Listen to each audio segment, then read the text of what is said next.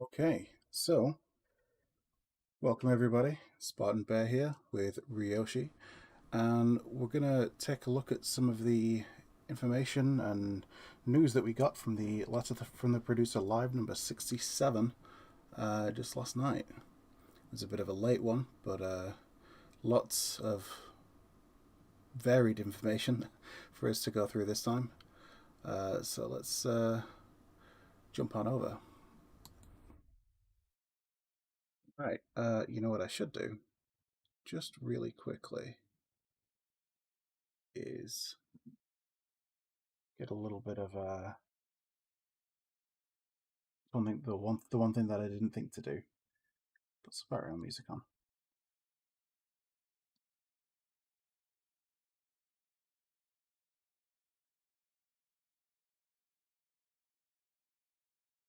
True enough.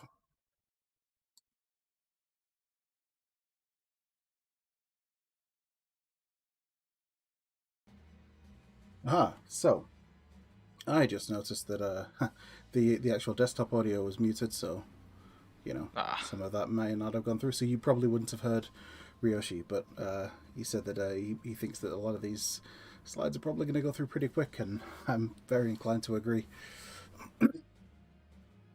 skimming through them now, and yeah, some of them, Yeah, some of them are just going these to be a yeah, quick a quick peek and then move on, yeah, which is all good. not I as haven't meaty as the last one, but still. Yeah, there's still some of the things. It's definitely going to be a good amount to talk about as we go through.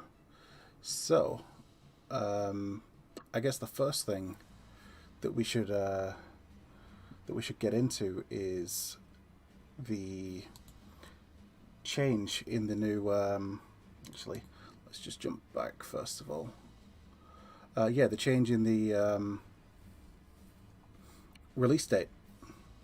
That was Yeah, the big yeah, thing at the big first. thing in yeah, that they kept on apologizing for quite a bit. So yeah, no, yeah, it sucks, but I mean, hey, they need to do what they need to do to guarantee it running smoothly. Then by all means, I mean, it sucks, like, well, for you especially. Yeah, But with your situation and probably many others. But yeah, true. I mean, I've had a look on some social media, and there's been a good number of people that are in the same position I'm in, that they've taken time off work to be able to start with the early access, and then they've pushed it back 2 weeks. So now their time off work is wasted.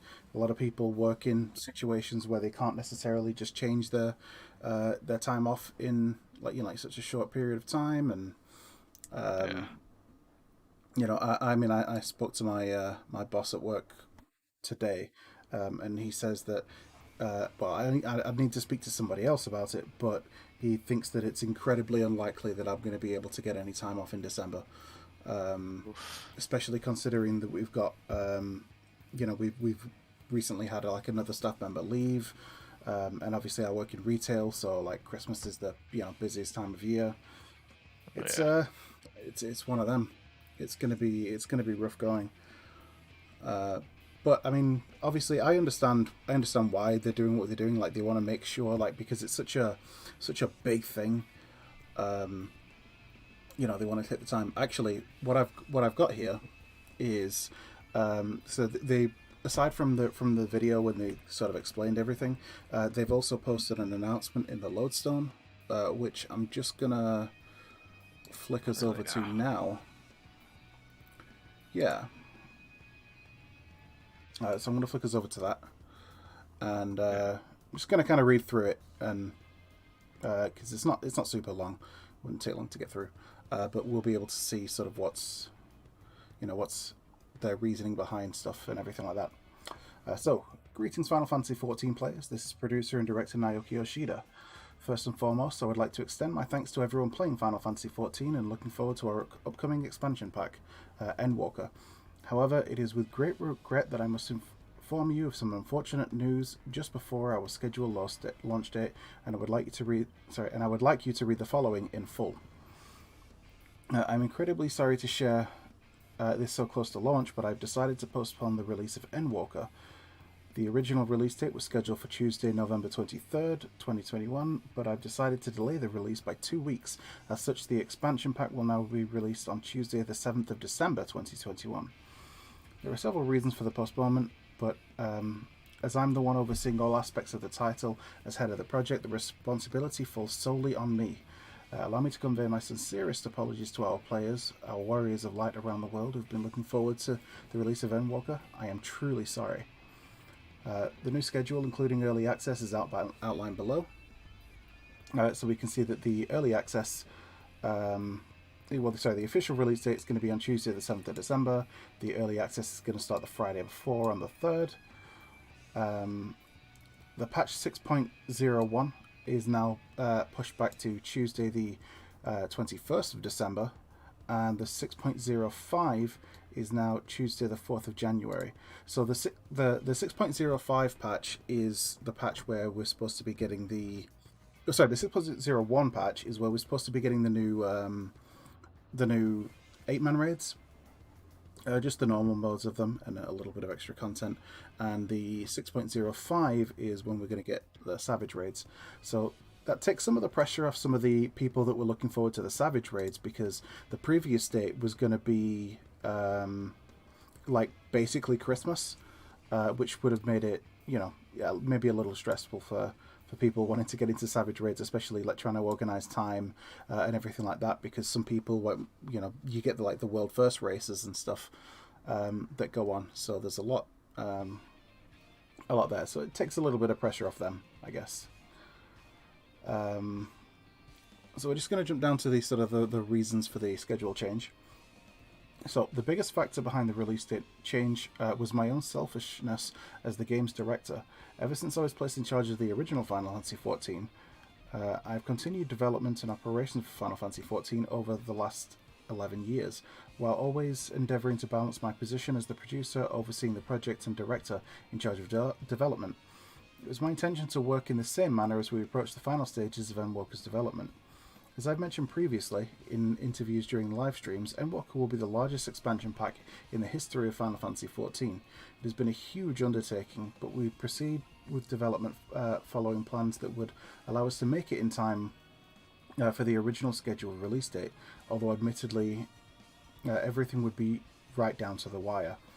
However, as we neared the end of development and I played through everything from quests to battle content and the like, I just couldn't contain my desire to further improve Endwalker's quality, specifically because this expansion pack marks the first major culmination of events of Final Fantasy XIV so far. Even as we look beyond Endwalker, the Final Fantasy XIV storyline will continue for a long time, and we hope to deliver many more enjoyable experiences in the game.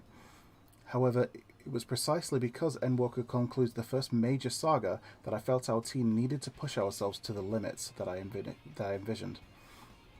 As a result, we remained firmly resolved to adjust down to the smallest nuances to ensure our writing covers even the finest points of the vast and intricate story that spanned these last 11 years since the original Final Fantasy XIV, to ensure that everyone can fully enjoy the adventure in Endwalker.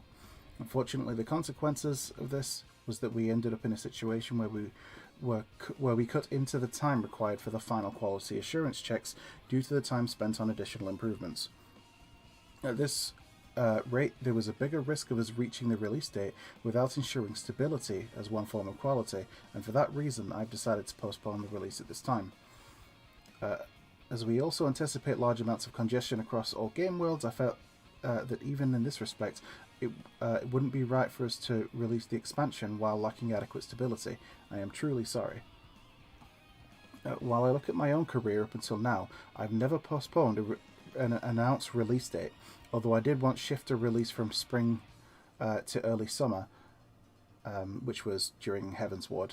And when I consider that many players had already made arrangements, such as taking days off work in preparation for the original release date, I was incredibly torn between whether or not we should cut down the expansion pack's volume or even release content in installments.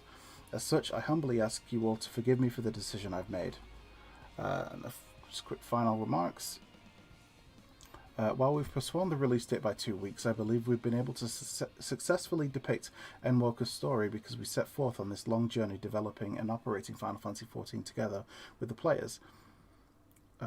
while we require a little longer until the expansion pack's release, please rest assured that we will continue investing every ounce of our strength into into development and operations in order to deliver an immersive adventure to our players.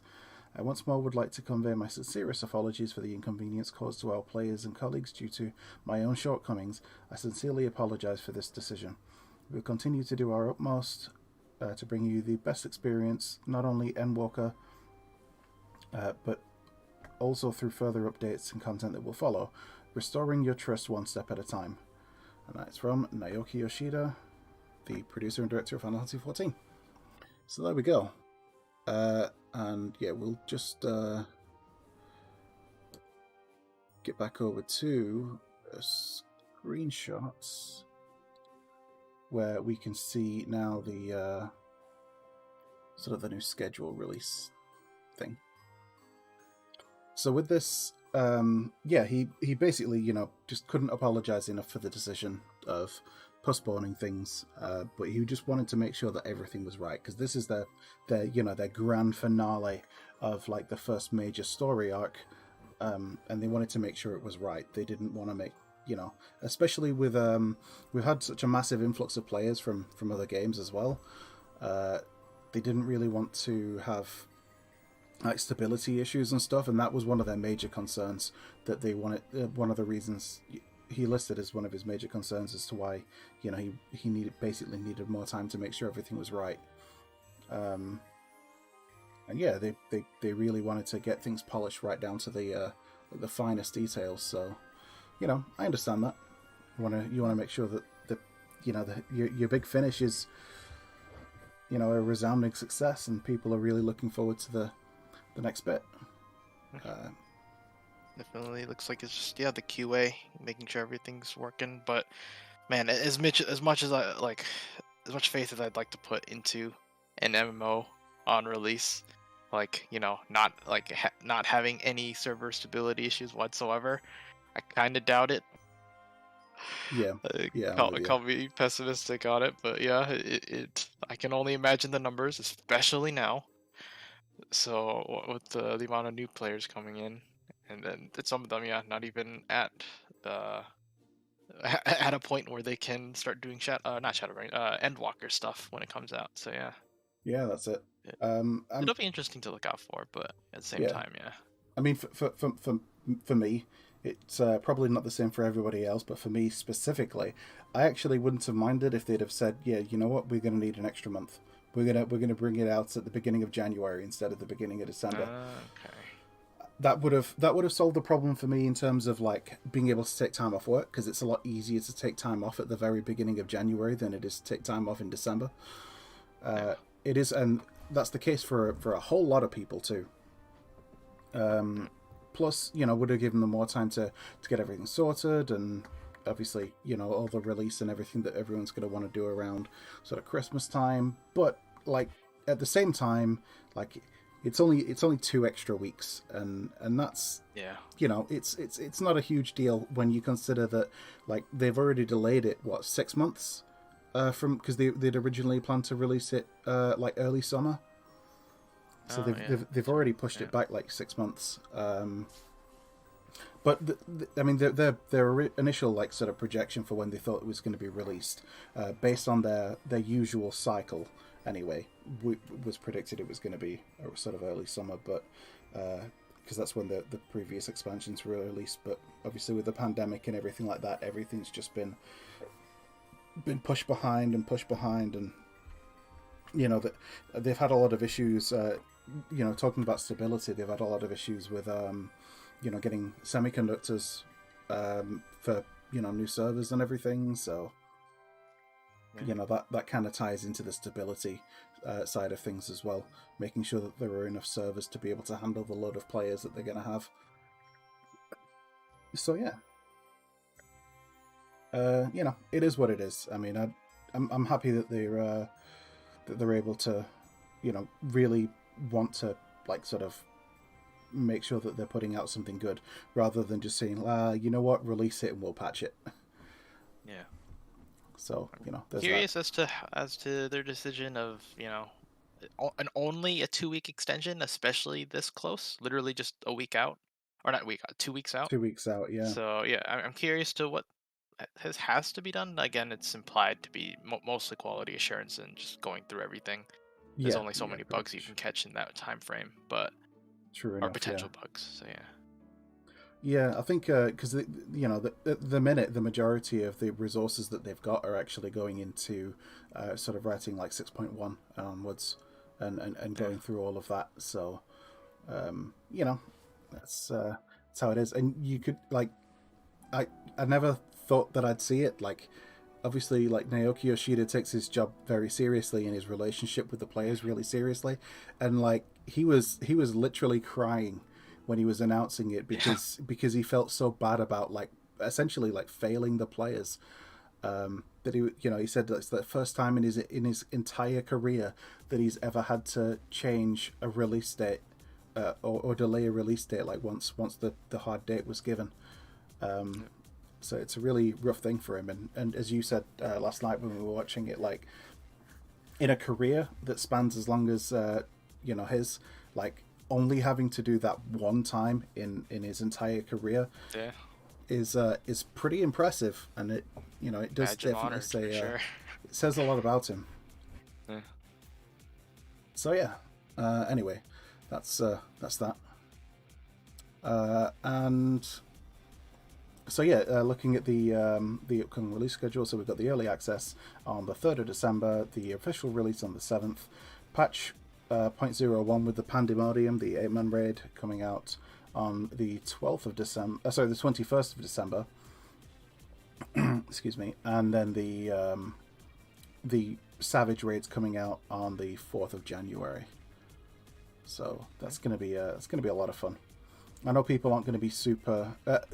This is something that they're doing this time as well. Is they've split up doing the Savage and the normal version of the raids, because last time they didn't split it up, and it became a bit of a hassle for people that wanted to do the Savage raids because it basically meant that they had to ignore all of the story of the raid to be able to get through as fast as they can, to be able to get any gear that they can get as quickly as possible, to then jump into Savage raid fast enough to be able to essentially be able to compete in like a world first race, which is what a lot of people wanted to do. So now with them having more time, they can spend more time working on getting their gear. They can take their time and enjoy the story of the actual raid itself without having to burn through it just so that they can actually compete in the world first race for Savage. So, you know, it's a good decision. A lot of Savage raiders that I know have been, really really happy with that decision.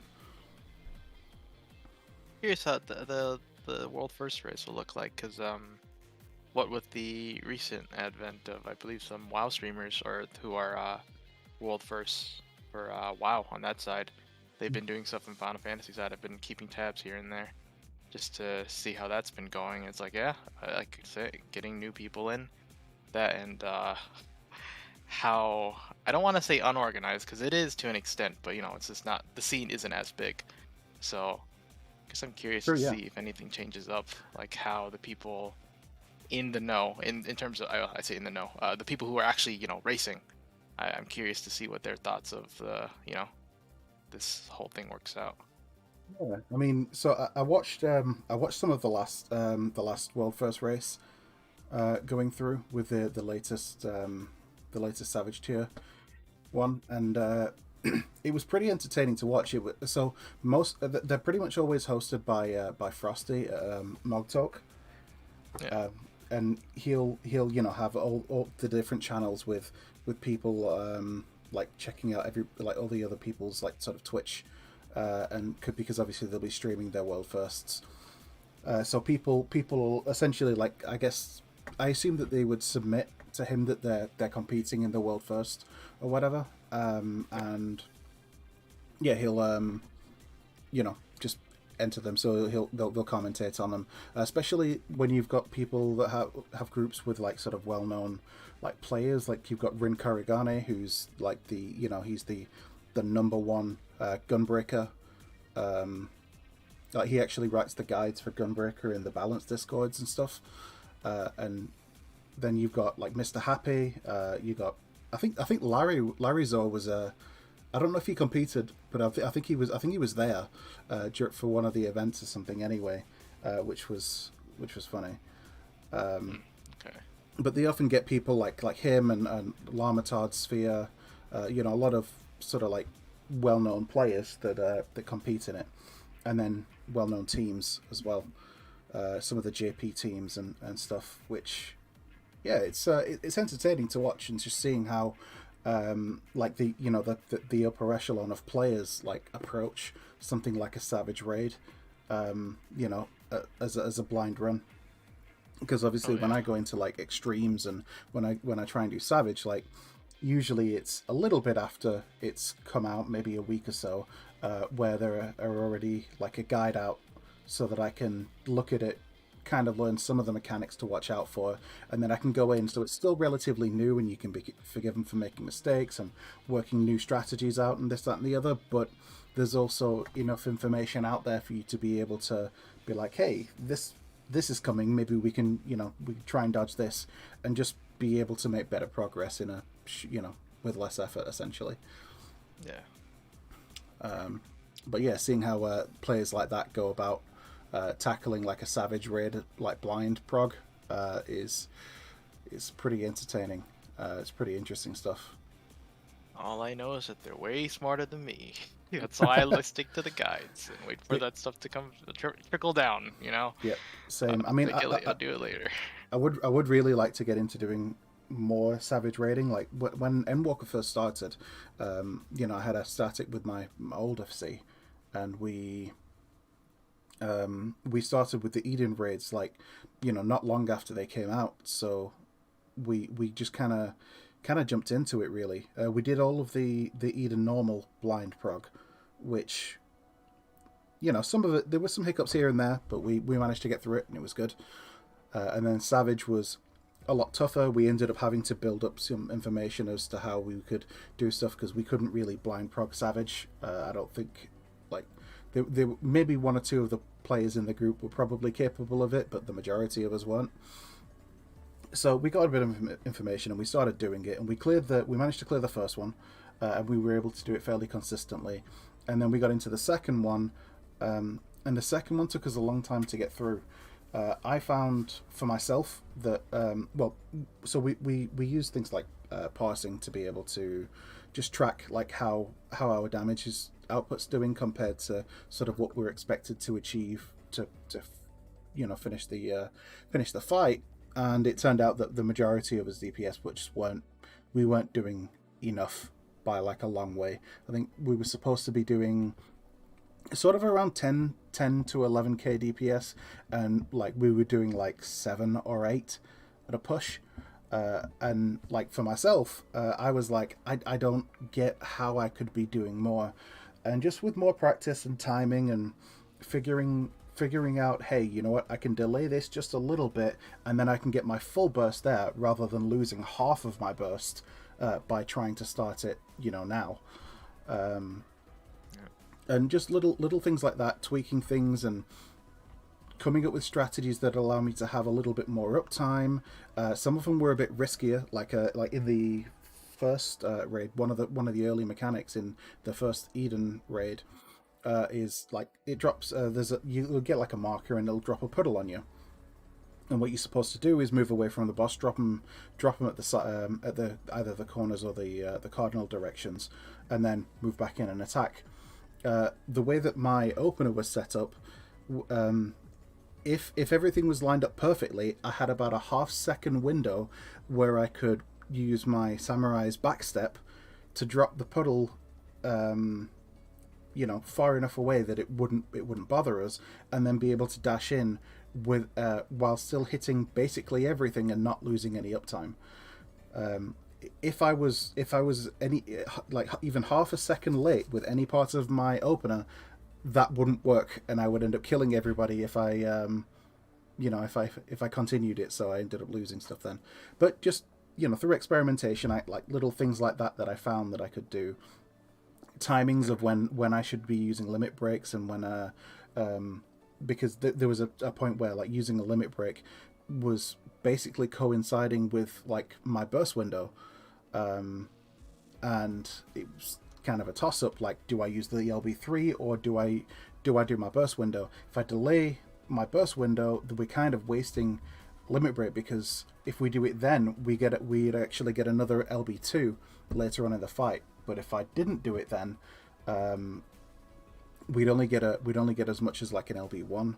So, just things like that. There's a lot that sort of goes in that you kind of figure out over time. And so I sort of slowly crawling my way up to like 10 and 11k DPS, and over time just kind of refining my skills a little bit.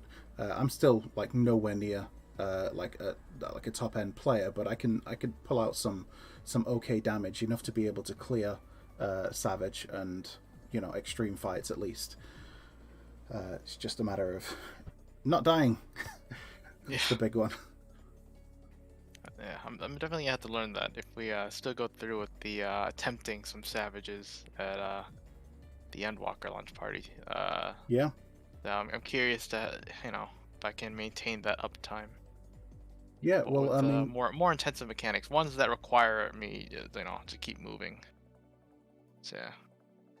yeah. Well, I mean, if we're definitely still going to go through it, I guess I'll double check with everybody, and if everybody's still up for it, I'll start putting stuff together, like going through all of the guides myself, so that I can like work on call outs and just strategies, and just basically try and like do what I can to try and guide you guys through the Eden raid. It shouldn't, like, gear wise, you shouldn't have a problem, because this is geared. None of us did, Yeah, I mean everybody's gonna have at least the eye level 510 stuff, if not eye level 520 or 30 gear. So we're gonna be fine there. And the eye level for it is like eye level 450 or something like that for that Eden Savage. So I wouldn't worry about your gear. So yeah, we should be okay. It'd be a lot of fun for sure.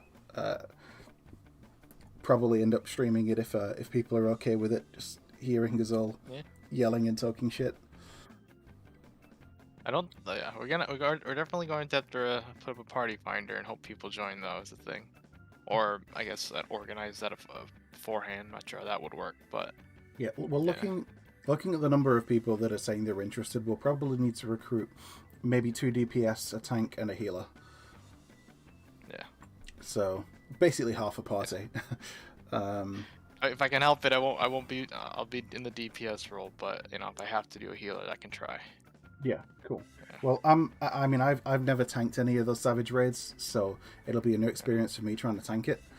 But yeah, we'll see how it goes. Could be a lot of fun.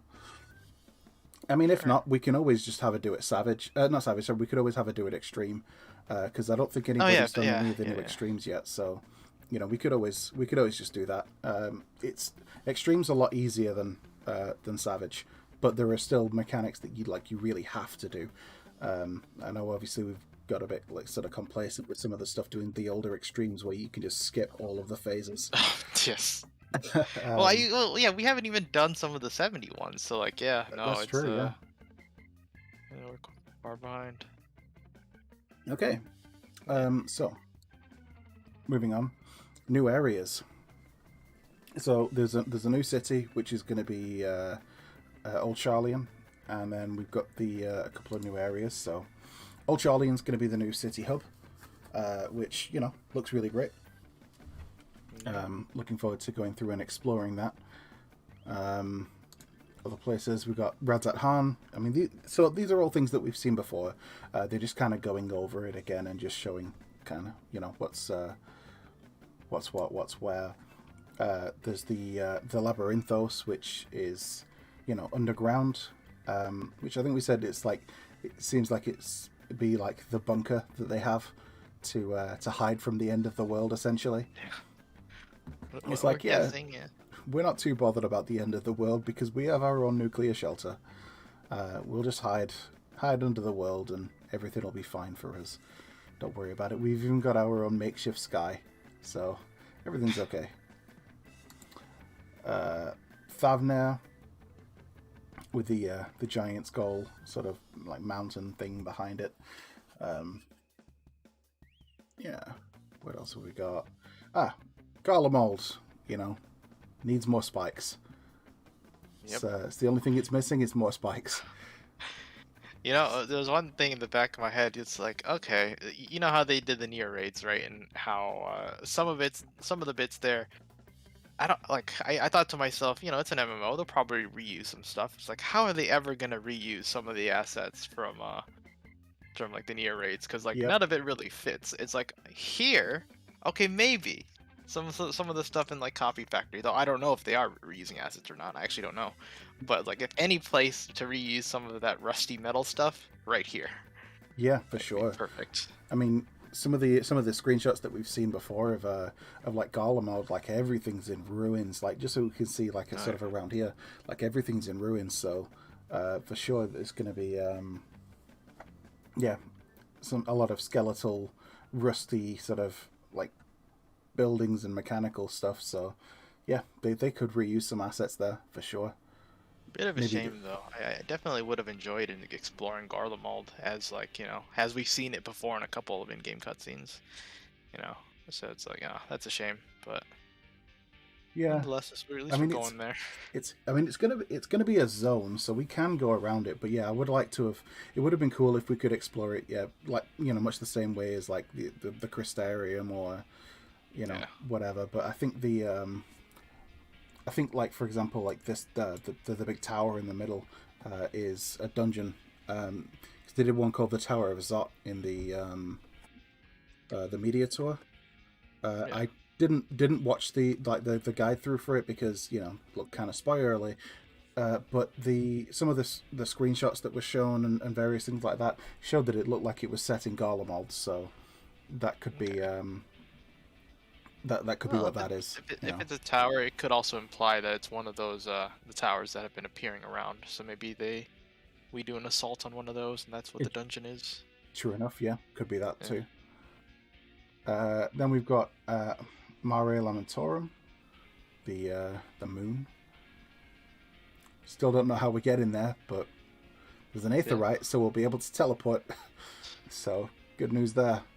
I think Yeah. I just hope somebody's this will be. Hmm? go on. You hope this will be. I'm just hoping that the skybox is generous so that we can just fly high, just look down, like, see how everything looks. Yeah, that'd be really cool. I'd love to be able to sort of explore around a lot. I mean, Yeah. saying that, there's probably like it's the moon. there's, there's probably there's probably not a lot there. I think one of the Yeah. famous Not quotes much. of space. Well, one of the moon landings was magnificent desolation.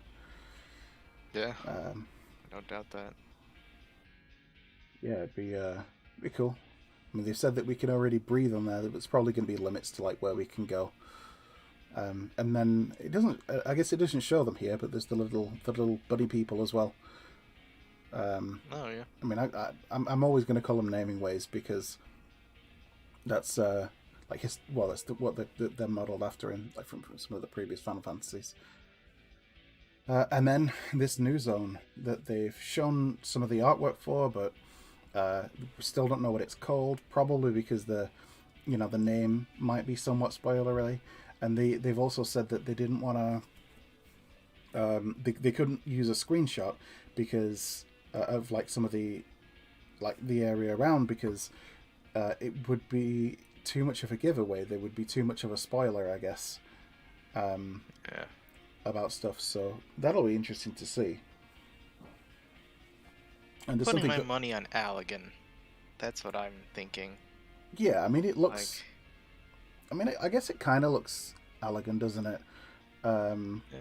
I mean, Maybe just Elegance like, did do floating yeah. cities and stuff, so Yeah. I was thinking, okay, like let's go the opposite of Azaslaw. You know, looks a lot nicer yeah. and not nearly as menacing. Yeah, potentially. Although, like, I can't think of any other like floating islands except for like Sea of Clouds and Ishgard stuff. But which I guess maybe this is, but there's no indication really, as far as I can tell, or I mean, nothing that we can like, pick out from this well, from specifically. from the Sea of Clouds, like all of that was floating because of because of Aether. And the Yeah, etherically charged, like sort of landmass. Whereas you can see at the bottom of here, like this all seems to be constructed. So it suggests obviously like intelligent design. Maybe it could have been the Alligans. It could have been the remnants of an ancient Asian city. It could have been something from ancient Sharlians or one of the previous sort of generations of other civilizations that lived throughout history. I mean, it's pretty much always been either Sharlians, Asians, or Alligans like throughout history. Maybe there's a new party that's getting involved. Who knows? We'll have to see. Mm. And then the key characters. So they're talking about some of the new, some of the key players in the Endwalker story. So you got Thancred, Y'shtola. There's theories going around about Y'shtola.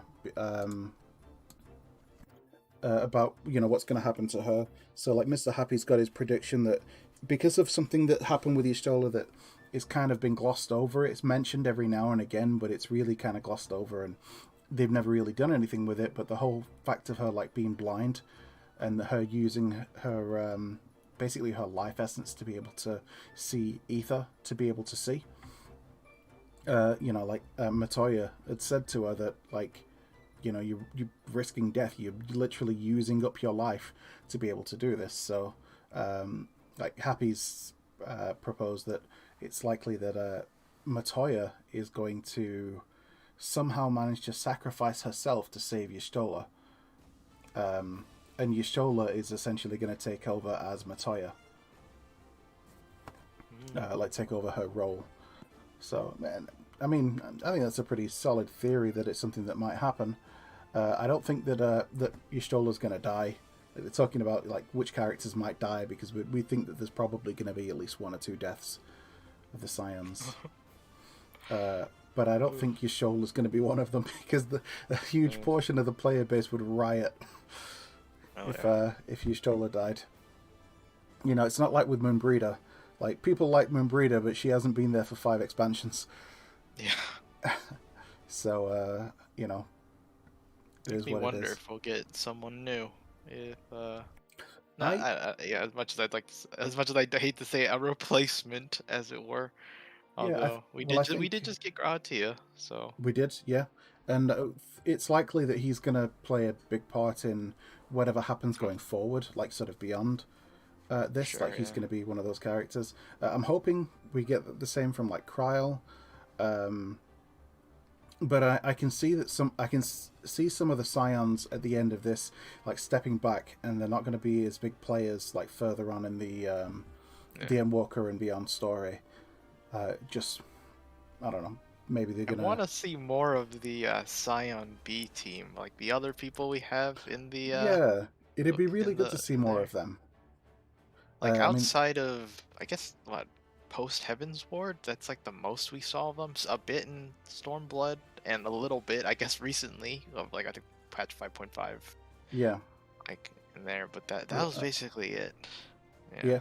yeah, yeah, true. It would be good to see more of them. I think they're probably going to introduce at least a couple of new characters to go with us on this new journey. But I think Grahard's going to come with us. I mean, they've only just brought Estinian in as a trust, so I think Estinian's going to play a part and go beyond as well. I think it's very likely. Yeah, next up we've got Urianger. I don't know how much of a part he's going to play. I don't think him. See, one of the things with the Sharlians, one of the reasons that I think that a lot of them are going to kind of stop traveling with us and go on to do other things is like Sharlians are a really big part of the story, and the majority of the Scions are, from like Sharlian, so Yeah.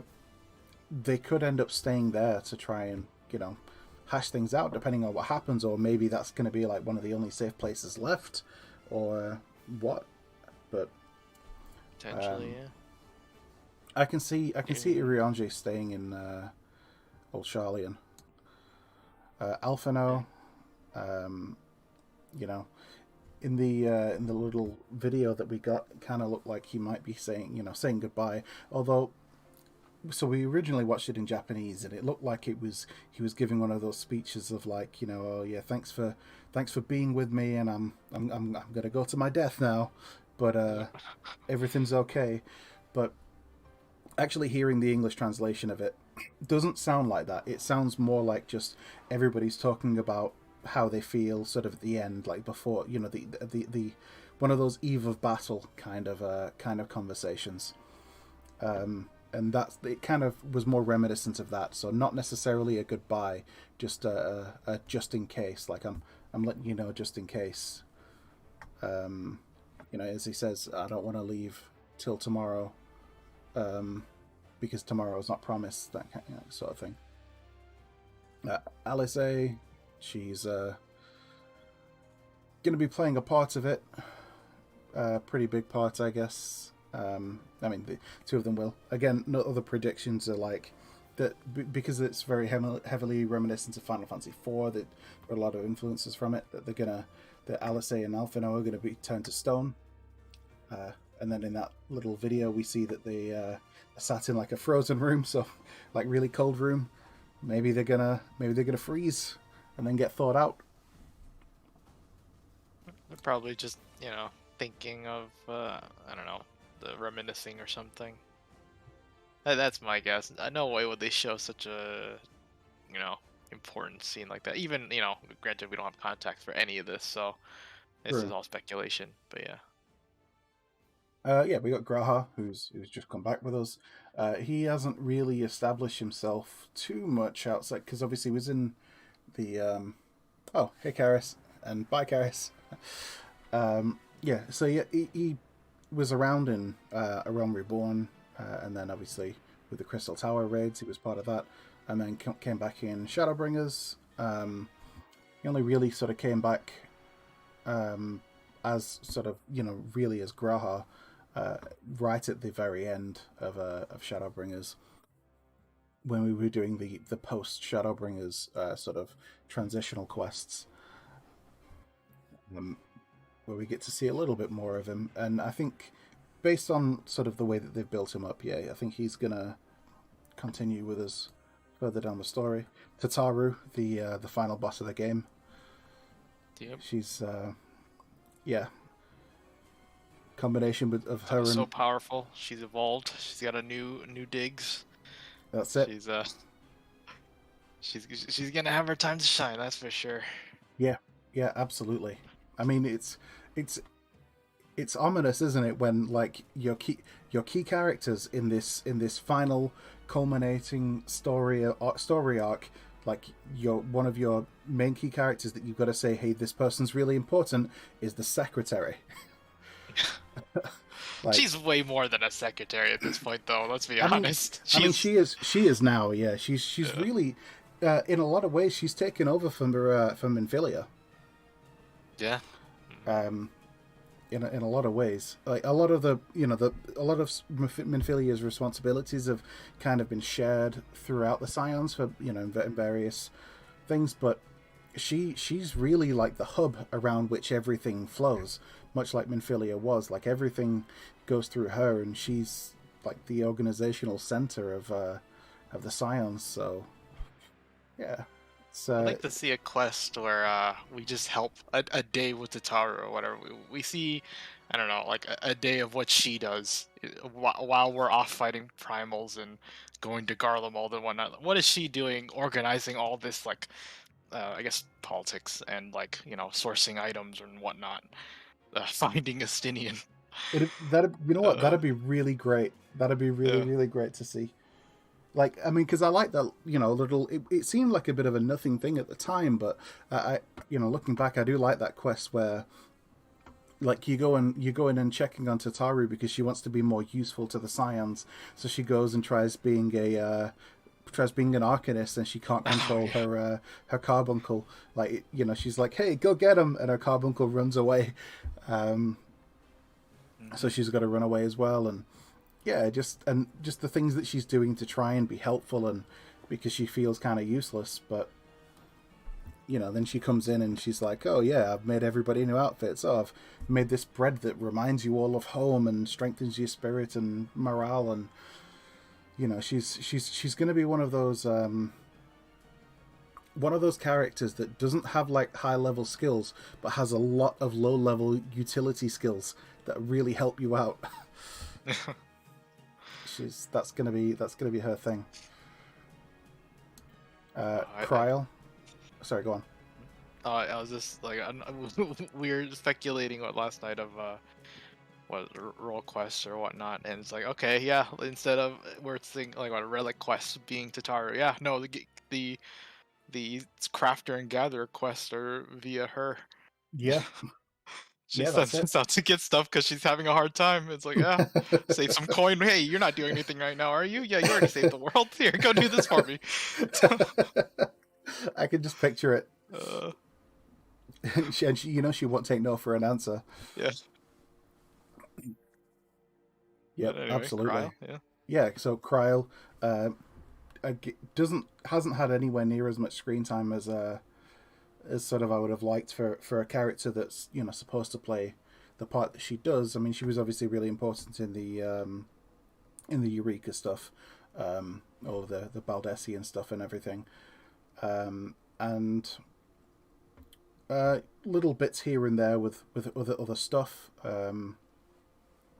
but yeah, it would be good to you know, just basically see more of her play like a much more major role. Like she's when we see her in other stuff besides um, the Eureka stuff, it's like her and, you know, somebody else. I think it's her and is it Thancred?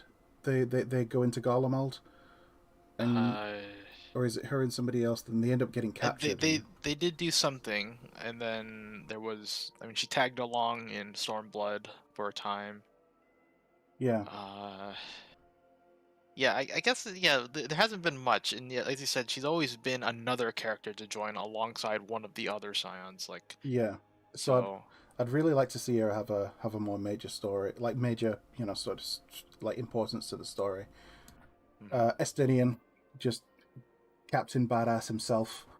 Um, yeah, there he is. He's gonna play an important part. Obviously, he's gonna be coming in with Ritra, that we saw in the trailer. Mhm. Um, so, and I think with the dragons getting looking like the dragons of the first brood maybe getting involved, it really does set up the idea that we might have more of that going on beyond, um, you know, the sort of finish of Endwalker and moving on towards, you know, 6.1 and 7.0 and so on. So I think, and if I think if that's going to be the case, I think Estinian's going to have a pretty significant part to play, since, you know, he's going to have a strong relationship with the dragons, and I think dragons might play a pretty important part going forward. I hope they do, because I'd like Especially to. with like Mericidia, like still. Yeah, exactly. So we've still got Mericidia, we've still got the New World as well. Yeah. So I think with the amount of stuff that's still available, even just on the world of Hydaelyn, um, I think it's yeah. There's one of the major things is still more of the dragons and the first brood and what went on with them. So I think with stuff like that, at least, even if it's not what's coming up next, I think Estinian's going to play a major part in that. But he's also playing a major part in the end of this, because he's obviously been, you know, doing all the like infiltrating into Garlemald and everything, and, you know, he's Mhm. yeah, he's pretty important character, and I think all the way through, I've quite liked him as a character. I think he's been really good. He's just been getting better with time.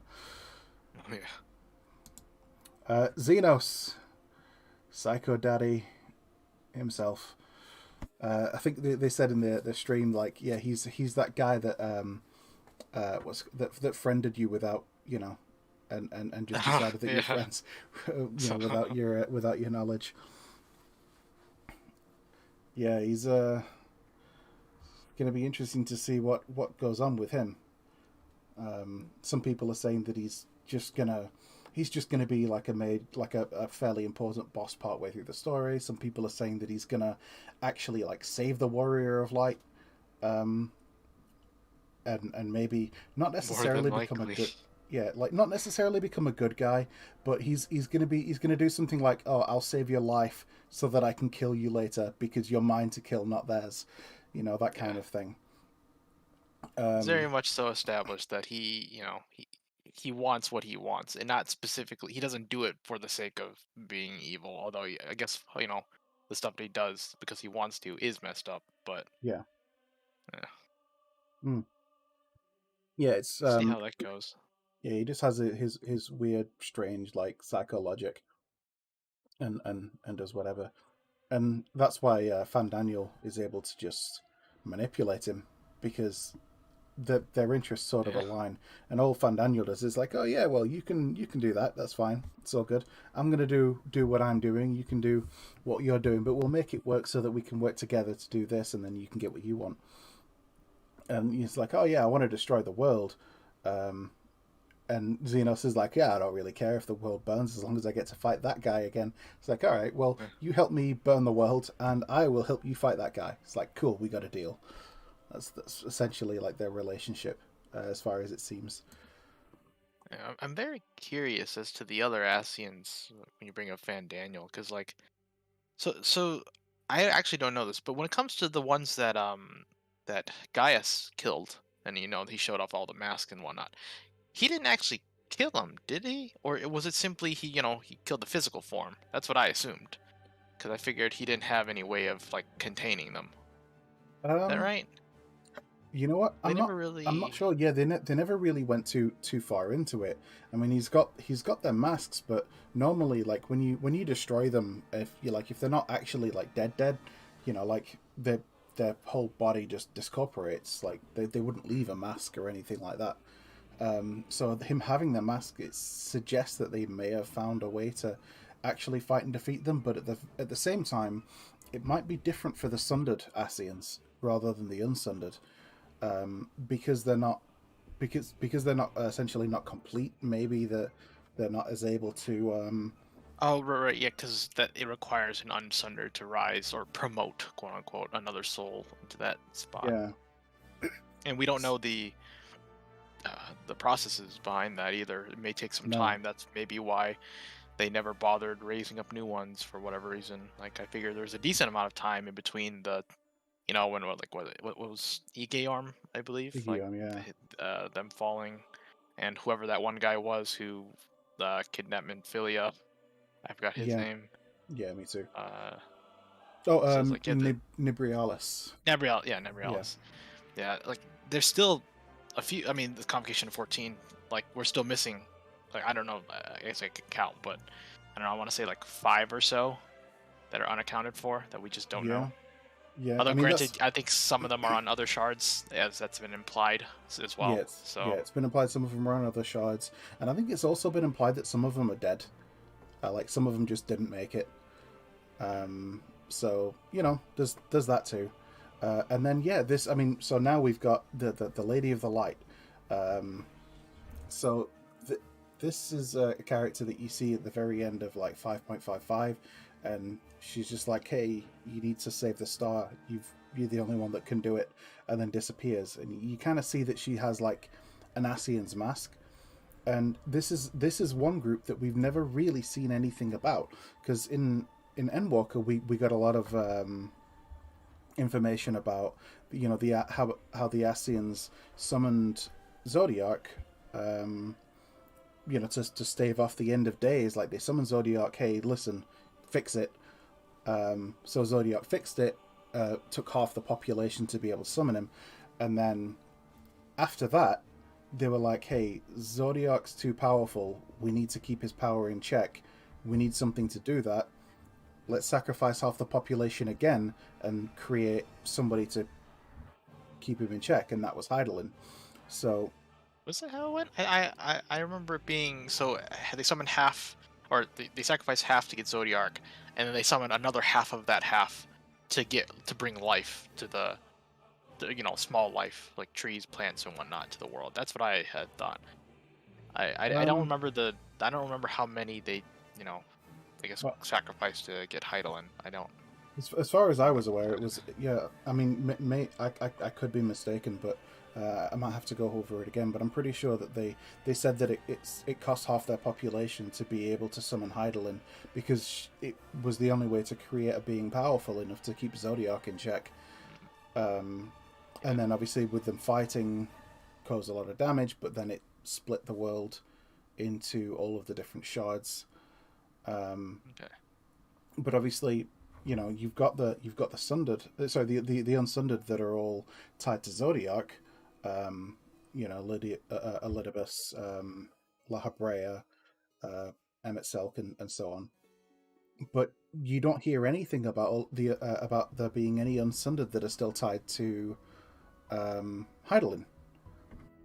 No. And I mean that she was created by the Asians, and like Elidibus is the heart of Zodiac. We can assume that this Lady of Light is an Asian who serves as the heart of Heidelin, I guess. So it would be interesting to see if there are any other Asians that are tied to Heidelin beside her, like any other unsundered or even sundered ones that have been maybe raised up for one reason or another. I mean, in theory, you could say that the Warriors of Light are essentially like sundered Asians that are being brought back. They just haven't. They just don't have the same level of power. Like they haven't been given their memories back. They've just been. Yeah, Um, I think we're sitting at above half now, I believe. yeah, yeah. I think. Well, So yeah, yeah, true.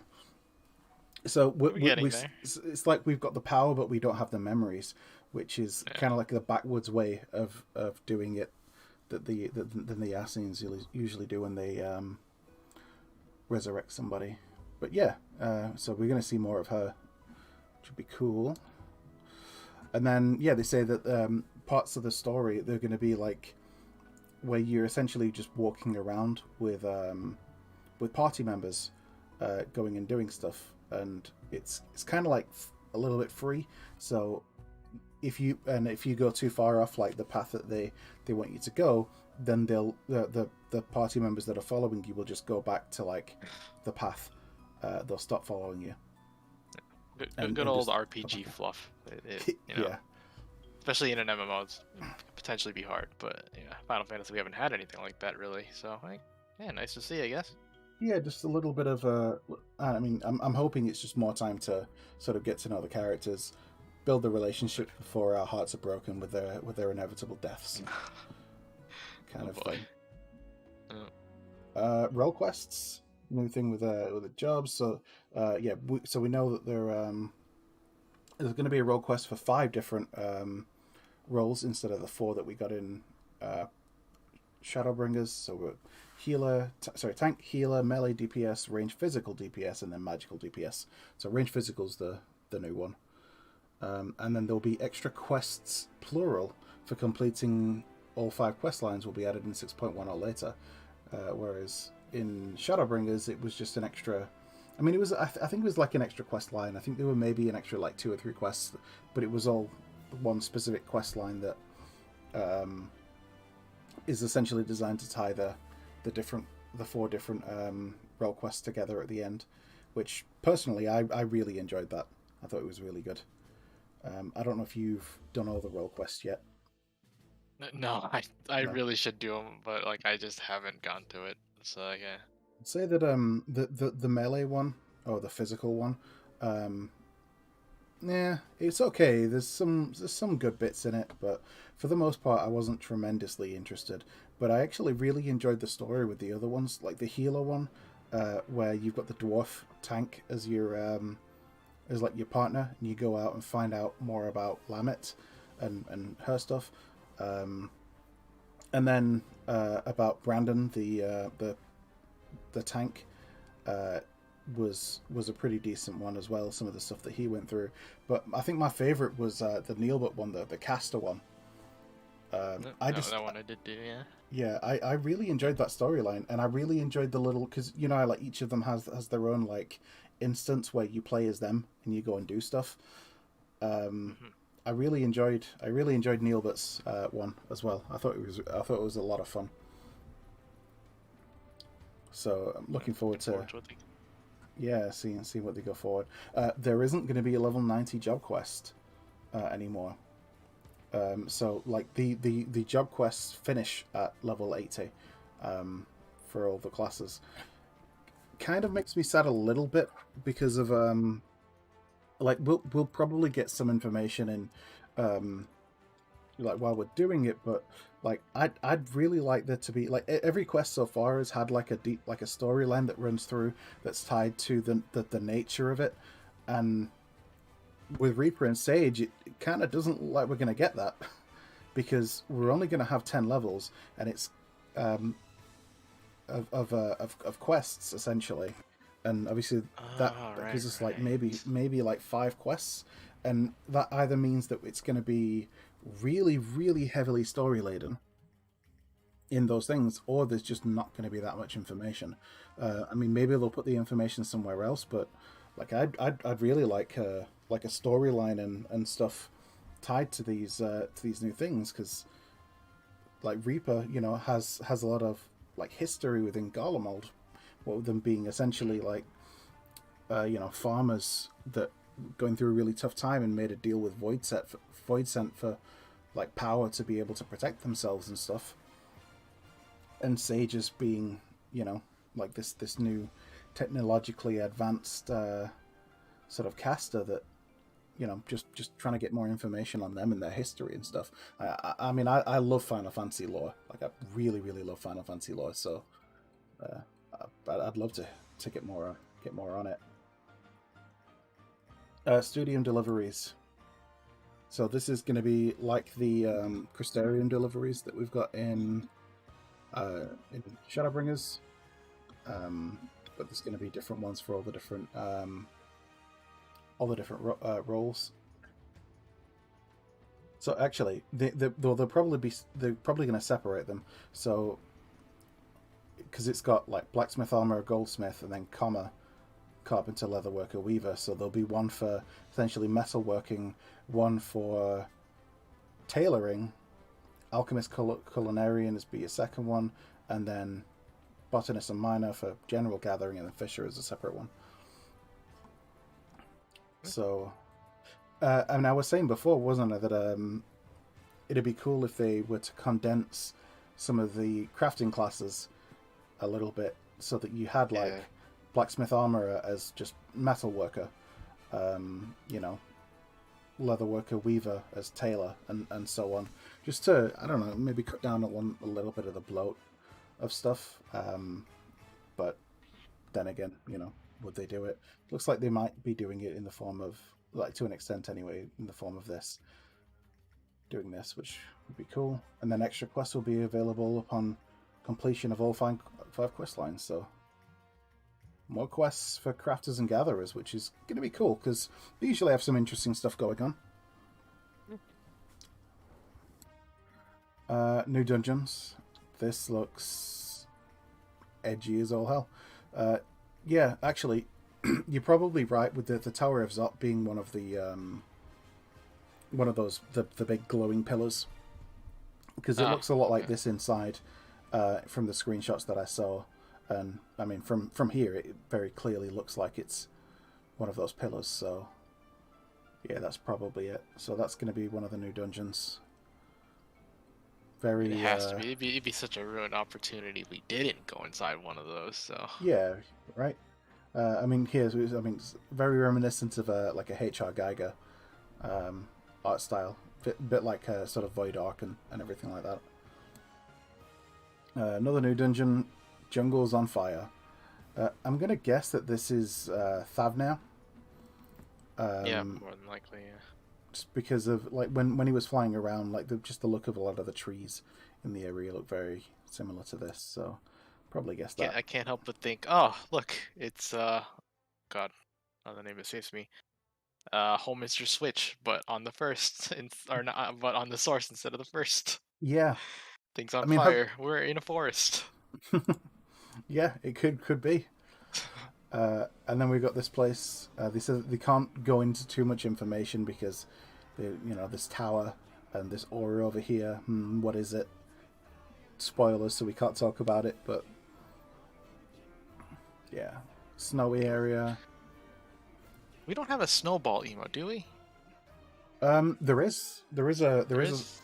throwing snowballs and stuff. Yeah, Okay, I there think is. Okay, I didn't know I if we think if did. you're in snow and you use the throw emote, it might pick up a snowball and throw it. Might have like a special Okay, action, I was gonna say or there this would might be be. such a waste if they didn't have it.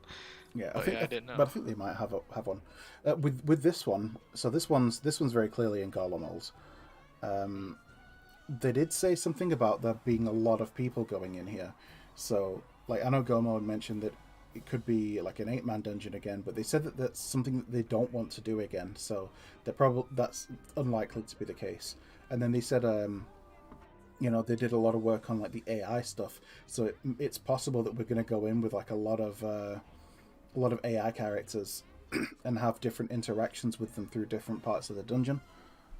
Like they're all going okay. to do different stuff, and we're going to have to interact with them differently. It could be really interesting. Oh yeah, I can imagine if you go in with it's an 8-man, but the other four are NPCs, and then there's Yeah, bits and bobs where you have to split the player party with the NPC party and have like light parties but are mixed. yeah. Like I mean, what that'd be if that'd be interesting. it's like, all right, cool. So your healer has to go down this way, and your tank's got to go down that way, and your DPS go forward. And Yeah. obviously, they're split up with different NPCs. That could be really cool. That could be hella cool. It would Uh, bring some welcome like mix-ups to dungeons and like that, which are typically pretty static. Like yeah, outside of like initially experiencing something blind, and then the learning curve that is just just getting used to it. But having more than one path is, I guess I'd say definitely more welcome ever since they stopped doing that. So yeah. just we'll Well, I have to think see how it goes. I mean one thing that they've really been trying to do that I've noticed from Stormblood and into Shadowbringers is they've really tried to make dungeons, even though they're easy, they're not, it's not difficult content. They've tried to make them engaging, at least the first like sort of few times that they do it. Just that it's not just a quick A to B. So there's always been like something in each of the dungeons that's like a little bit Yeah. different. So you've got like Bottom's Metal, as an example, the second boss in Bottom's Metal in Stormblood, or you've got what's it called? The fourth place in Lido Loran. The Oh, oh god, Don Meg. yeah, Don Meg. is it Don Meg? Yeah, Don Yeah, I Meg. want to This say it's yeah. Don Meg. Yeah. So like that one where like the last boss not only Oh, transforms, but you've got nice. that little that you got to run along the path and not fall Mhm. down. Just things like that, like little things that they do to just change up and make the dungeon just a little bit more engaging. Um, I think that's pretty good. I think the Lakeland one though, Home is a Switch, is so yeah the Lakeland fight is or the dungeon. Even when you're like above level for it and you go and do it, it seems to take just longer than it really needs to. Especially the last fight, that boss just doesn't take enough damage. It needs to take more damage and it needs to die faster. Um, That one is a bit of a slog at times. The amount of times I've had the yeah, healer go down and I wasn't red mage and I cry because we have to restart. yeah, Ugh. it'd be pretty rough. So they've got the new raid dungeon, the Pandemonium, the 8-mans. Obviously 6.1, 6.0, sorry, 6.01, 6.105. They're coming out, and they showed a little bit. I've only got one screenshot for Pandemonium, but this shows like pretty much most of it. Kept saying that they had to be really careful about how they move because they didn't want to, like, they're really scared of spoiling stuff. It looks really spooky. It looks like very World of Darkness esque in terms of like a lot of their color scheme. So that could be interesting. And then yeah, you could see in the in the like the show that they did, he was in one area, then he walked through like a gate that had like just a little small area, and then through another gate that had a large area on the other side of it. So it could be interesting if the party has to like split up in between, and maybe like some party members have to like go into like the middle area to be able to like avoid certain mechanics or to be able to do stuff. wonder if they'll bring back like ads to some of these, like I guess intermediary ads, or not even a la like the Alexander raids. Yeah, Maybe where you've not got to like a the bit of that a extreme a wind up degree, before the but actual fight. Yeah. yeah. Were those ever hard in? Did you ever do those in Savage? I never Um, bothered looking at those, but do those the change the at the all? The ad fights? the trash mobs, no. No. The Okay. trash mobs were always easy. It was Okay. yeah, they didn't change the trash mobs much. They just changed the like the actual boss fight for the Savage versions, really. Okay. Like And I guess there was that one raid that was literally all mobs rather than a yeah, singular main boss. So yeah. well, I know that the Alexander One Fist of the Father um, was really difficult at first because of the balancing of like the little mini boss that you face before you go into fighting the big tank thing at the Oh, end. the doll. Yeah, because he was just really tough, and he just straight up kill people. It was yeah they had to tune that like quite a bit just for it to sort of work properly. And then we've got now we've got the new treasure maps areas, new treasure dungeons, which I mean Yeah. looks very Thavnir-esque. They said again they didn't really want to show. They were really hard pressed to find somewhere they could take a screenshot because they didn't want there to be any spoilers. So Oh you know, well. Yeah. And they said Excitatron 3 or 6000. I was thinking yeah, Excited from 6000, maybe yeah. like I'll just in the back of my mind just hoping, oh hey Alexander, you want to wake up and let's do some treasure maps of some kind? You want to alter reality? We go do some treasure hunting maybe? But nah, that goes against what Alexander wanted. So yeah. True, yeah. As much as I would like to see some some of those characters, and I guess primals to that extent, even full knowing that they literally bring destruction or whatnot effectively. But yeah, To an extent, I mean, uh, you got like, Ramu, who was he was very content to just sit in his forest and protect his people. yeah. Um, We did. as long as It's been so long. Did we actually kill him, or did yes, we just fight as a trial? no, we did have to actually go and destroy him because Okay, okay. it started becoming a bit of a problem when because the Garleans essentially went in and started wrecking stuff up. Ramu started getting angry and he started like sort of pushing back, and they Mm, started trying to take over like more of the pixies that like weren't tempered by him, and trying to sort of take on more people. So you kind of go to Ramu and you're like, hey, listen, dude, you need to cut that out, and okay. yeah, you slap him up essentially. PvP. So I know you said that you haven't really gotten too involved with PvP. Yeah, not at all. Yeah. Yeah, I mean As I've much as some of those armor sets tempt me, I just haven't. yeah I've been much the same. I haven't really gotten too involved in PvP, just because, as I said yesterday, I'm not particularly good at the player versus player side of things. I mean, part of it's probably because I don't really do it, so I haven't had the practice to get good at it. But some of the new stuff is definitely tempting me into wanting to give it a go, and I think I will. I think I'm gonna start trying to get into some PvP. It's more content, and if it takes off and there's people doing it, and I don't have to wait like 3 hours to get into an instance to actually do it, then it's probably going to be a good thing. But yeah, one of the new mode that they've got here is it's essentially like a tower push mode where you like fight, and the better you do in completing objectives, essentially moves the tower towards the enemy base, and once you get it to the enemy base, it blows up and you win, which Yeah, seems alright. I'm curious to Um, how they how I mean they did go into it a bit, but like from just like this top down view and what little I do know, it's like okay, so it's 5v5. It's adopted the standard format. I say standard as much as I know of like MOBAs, for example.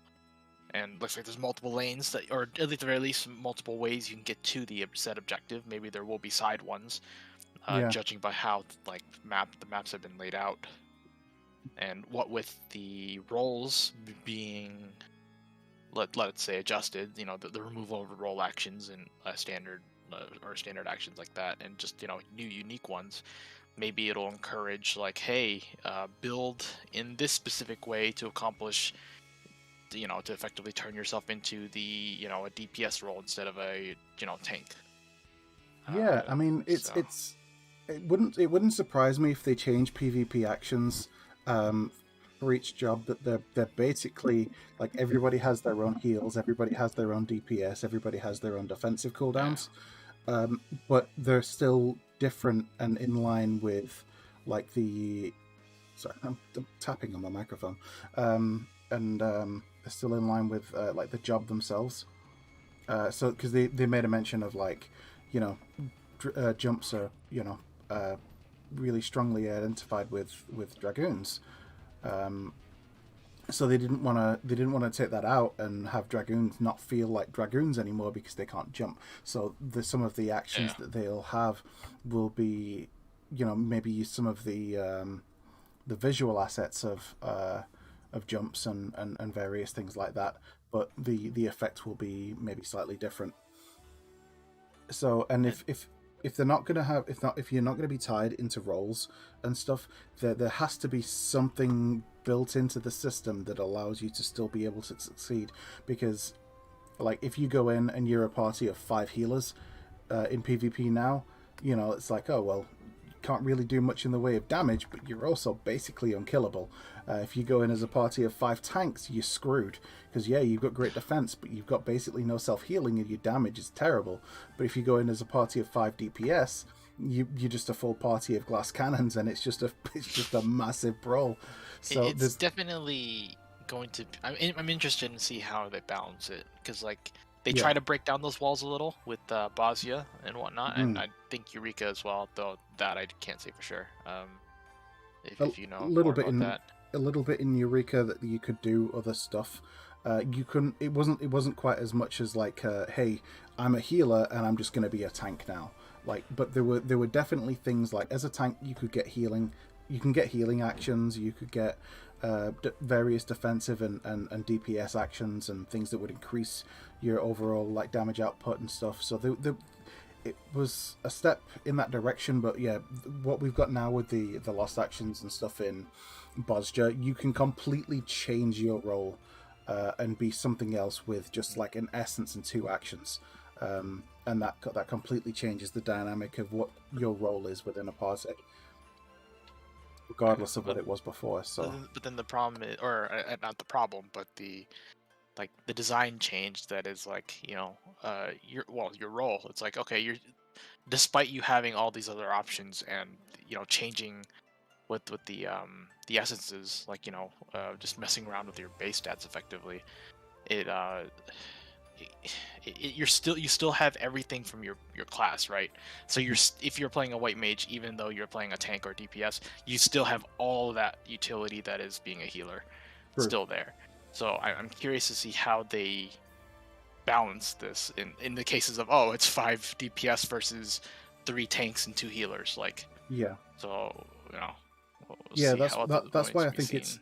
that's why I think it's more likely that they might just make sure that everybody has a full toolkit. So everybody has healing actions, everybody has DPS actions, everybody has defensive actions, and they just change like the visual assets of them to be in line with like their actual class identity rather than having them be specifically tied to like a role. So healers, like, so if you queue in as a white mage, you might not have more. You'll probably have the same number of DPS actions as a DPS would.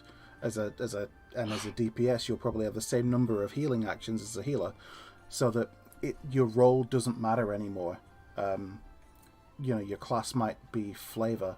Um, I don't know. I Yeah. mean, there's any number of ways they could do it. I guess it's only really Just gonna have to wait and see. Yeah, it's mainly because Final Fantasy 14's always been such a very class-driven, and Yeah.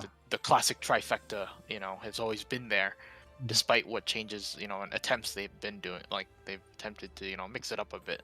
Yeah. So like trying to generalize it all, definitely a challenge. So I'm looking forward to it. At the very least. Well, I'm not too inclined to play it myself, or at least not interested really, at least yet. I'm curious to see how they balanced it for Yeah. sure. Well, so they've said that it's going to be 5-on-5, so just a little bit more than a light party. The matches are going to be fairly short, and the rules are going to be fairly simple. So it should make getting into parties, and obviously, getting rid of role-based matchmaking and actions and stuff like that. Um, is essentially going to make it faster to be able to queue in, because that could be a big thing if you're queuing in to go and do some PvP and like there are just no healers, but matchmaking wants there to be healers in your team. You could be waiting for ages until like somebody just decides as hey, I want to do this as a healer or whatever. So it could be a bit of a problem. So that's one way that they're trying to alleviate it. So obviously they're going to have to do something to mitigate the change of like getting rid of the roles, but yeah, um, yeah, each team will form 5 different jobs with no role restrictions. Casual, ranked, and custom matches available. Skill-based matchmaking. So essentially, if you suck, they're not going to put you against like rank 1, rank 1 teams, which is great. Oh yeah.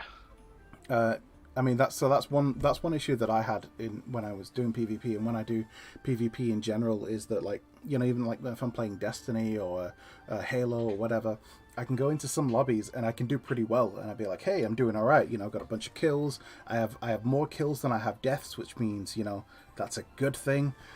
And then I go into another one and I can't. I get like maybe 2 kills in the entire match and like 15 deaths. Because the other people on the other side are just like hardcore PvP players, with just years or just years of skill and training in being able to just absolutely ruin me. So it is what it is. So skill-based matchmaking should hopefully make that a little bit easier. So they show that two teams will be fighting for possession of the crystal and push it towards the enemy's base. Gets to the base, blows up, and you win. And then they showed like some of the designs for the maps as well. So the basic layout of the map's going to be the same, but obviously the design around it's going to be different. So you've got the sort of old Charlian style here that we've been looking at. And then you've got like more of a forested area, which looks really cool. And actually, if you look, like all these islands are floating and stuff. This could be on the new. This could be tied to the new, that new area that they haven't named yet. Oh yeah, and it's got trees for one, so like it's definitely. Yeah. I mean, I'm not necessarily seeing some of the structures underneath that are keeping things floating like on the other one, but then again, you can't really see it too well. So, but maybe. And then you've got this volcano. Oh yeah. Pretty impressive. Looks like from the architecture and the way that things are, it looks like it could be somewhere tied to Thavnir. I would probably guess. Maybe. Because it's not very like jungle-like, but just like I don't know, something about some of the layout of the rocks and stuff just makes me think of Thavnir. Oh yeah, the Bomberman thing. They say other things have cross-shaped and line-based stuff too, but it looks like Bomberman. Ways to sort of things you can do to try and help your team win. Killing all enemies in a line going down here would probably be a really great way of doing it. And then they're changing the reward structure as well, which looks really, really interesting. So you've got rankings. based on your sort of place and tier. You'll be put into tiers based on like how often you achieve certain ranks and various things like that. Um, Players will be rewarded with titles, achievements, and other accolades. So if you do really well, you'll get lots of really cool stuff. Um, so they've got like essentially like a series and a season. So a series will be over the course of like the major patches. So like 6.1 to 6.2 will be a series, and then you'll have different seasons in between, where you can accumulate sort of points towards getting the various rewards. So players may earn series rewards by participating in any PvP content during each season. During each series, sorry. So the way that they've kind of explained it is, as long as you're taking part, you essentially gain XP, and different levels of XP will get you, sort of reward levels. And once you hit certain reward levels, you'll get tokens that you can use for like getting like mounts and various rewards and everything like that. So if you're really good, you're winning all the time, you'll probably get more XP, and you'll reach the end of the series of rewards like faster. If you're if you struggle a little bit, but you want to grind it out, then you'll get less XP, but you can still keep making progress and actually make it through and get those rewards. So whereas before, like if everybody played PvP as much as they do in other games, like they did in WoW and in various and other games like that, like people like me would never be able to get any rewards out of PvP because like I'm just not good enough to finish in like the top 100 on my server. With this new reward system, that's not really going to be an issue. As long as I'm playing, I will earn XP towards getting the rewards. And apparently the rewards can even be accumulated and used for like later series. So that you don't have to sort of like spend them all. I guess if there's something that you don't really want in this one, you can save it up for the next one or whatever, which could be good. And they also said that they're gonna. I think I've got it in. Alright, so yes, but you get special tokens will be rewarded by increasing your series level. Gear mounts and other items indicated by the star will be rewarded by reaching those series levels. When a new series begins, your level will be reset to 1 and the reward lineup will change. So yeah, so you can build up levels in the series, keep your progress as you're going through, and then when the new series, sorry, going through seasons, you can do that, and then when you get to the new series, you'll basically start again and build up more stuff. So Seems like tokens will carry on to the next series, which is good. So it means if you've got rewards, you can spend them on. You can keep them and spend them on stuff in the next series, which would be really good. And yeah, via token exchange, you'll be able to get rewards. Will be eventually obtainable via token exchange. So they won't necessarily be. If you miss a series or a season or whatever, and you want some rewards for it, and you weren't there on time, eventually they'll put it into like a token exchange where you can, essentially buy it for your tokens, which is good. It means you can like catch up on stuff that you've missed out on. They also said that they're getting rid. I don't know if I've got it on here actually. Oh yeah, so I'll go have this and I'll go back. But they said that they're getting rid of the feast as of patch 6.1. So apparently wolf collars will still be obtainable and tradable, so there's no need to discard them. So you can still get them, and you can trade them for items and stuff. So there's no need to get rid of them. But I don't know, if you can't do the feast, then I'm not sure how you're going to get more of them, unless that's just going to be tied into the new PvP system somehow. maybe But you they could also, probably change currencies or whatnot. yeah, maybe. Exchange stuff from crystal conflict into wolf collars. Well, they also said that they're going to take rewards from the feast and have them available as token rewards. So you all of that, those cool armor and mounts and weapons and everything that are in from previous patches of the feast that you may have never had the opportunity to go and get, that you really like the look of, there's a chance you can actually go get it now, by spending these new PvP tokens and stuff to be able to actually get the armor sets, which would be really really cool. Because there's some that I really really want, and I just wasn't in a position to go and get. Um, go and get them at the time. I either wasn't interested in PvP, or when I tried, I just wasn't able to make any progress. That kind of thing.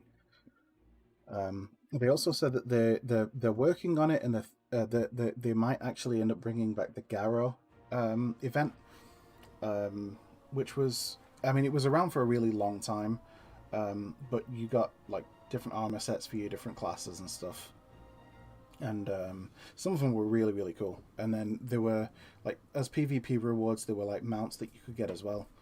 um, and again, some people just missed out on being able to get them, and some people just didn't put as much effort into getting some of the stuff as they could have done, like me. So I'd like another opportunity to go at it, especially with them reviving PvP. Just, it's more incentive to get people into trying to do it by offering a wider variety of rewards that people can attain by doing it. And then yeah, we've got the calling card system, where you can essentially have like this little profile card. So you said it's like reminiscent of the guild cards from Yeah, Monster Hunter. Monster Yeah. Hunter. Yeah. So, and they said you can have like a background profile customization from rewards that you can get. So you can get like frames from doing certain, like maybe frames and stickers or something that you can get from doing certain content. I think they might have mentioned something about being able to have like a G pose photo or something, or that it would be really I cool. think I just brought that up because of like the similarities and how they explained it. I don't Yeah. specifically remember if they said anything about being able to set up your own, like, basically screenshot that you could use. So Hmm. that I don't think so, but hey, possibility. Yeah, well, I mean, so it says like these will potentially be used outside of PvP as well, as an addition to the profile that displays in the character search window. So when you search for somebody, you can see like all the classes that they've got up, and then a little message at the bottom. So this might appear as well, like a little card that Yeah. shows like some of their PvP stats or whatever, which could be really cool. Anything would be better than currently the little card that is your name, your levels, and your little message that, if you even remember to put in there, Yeah, that that's says it. something. Yeah, that's pretty much it. So yeah. And then we get onto our meteor topic, or at least meteor for us: crafting and gathering adjustments. Yeah. Some good stuff. So they're getting rid of, obviously, the high quality, which they told us about last time. Disciples of the Land quests that currently require high quality items will be updated to accept both high quality and normal quality items. So that, I guess, Goodbye, money makers who leech off the people who just wanna, buy it off the market board, basically. I mean, when I was like leveling my fisher, it's like, oh, the beginning, I could buy the fish really cheap, and then you get to a point where it's like, hey, I need like 5 of these fish. It's like, cool, that's going to be 23 grand a fish. Yeah. It's like, you know what? I'll go catch it. Yep. um, But man, they're that price for a reason. Because man, is it a pain to get yeah, that even like later. Just no, that, like, it really is. Yeah, multiples of that high quality fish. So that's yeah. it. I mean, especially some of the ones where you've got to go fish for it, and then you've got to wait till you catch a high quality fish, and then you have to mooch that high Ah, quality fish yes, and hope you yes. get a high quality version of the other fish that you want. It's such a pain. And then if you don't get it, you've wasted all of your GP, so you have to stand there and wait for it to recharge before you can go and do it again. Yeah, fish is the real pain. The other gatherers have it much easier. Yeah, yeah, they So do. yeah. High quality item delivery bonuses for Disciple of the Land will be removed, and base rewards will be improved, which is good. Just more rewards. In general, you don't have to worry about high quality bonuses. Actions that affect high quality yields when gathering will be adjusted. So yeah, they're saying that it's going to increase like yields of like the number of items that you get instead, um, which would be good. Although So they don't specify in this little bullet, unlike last time.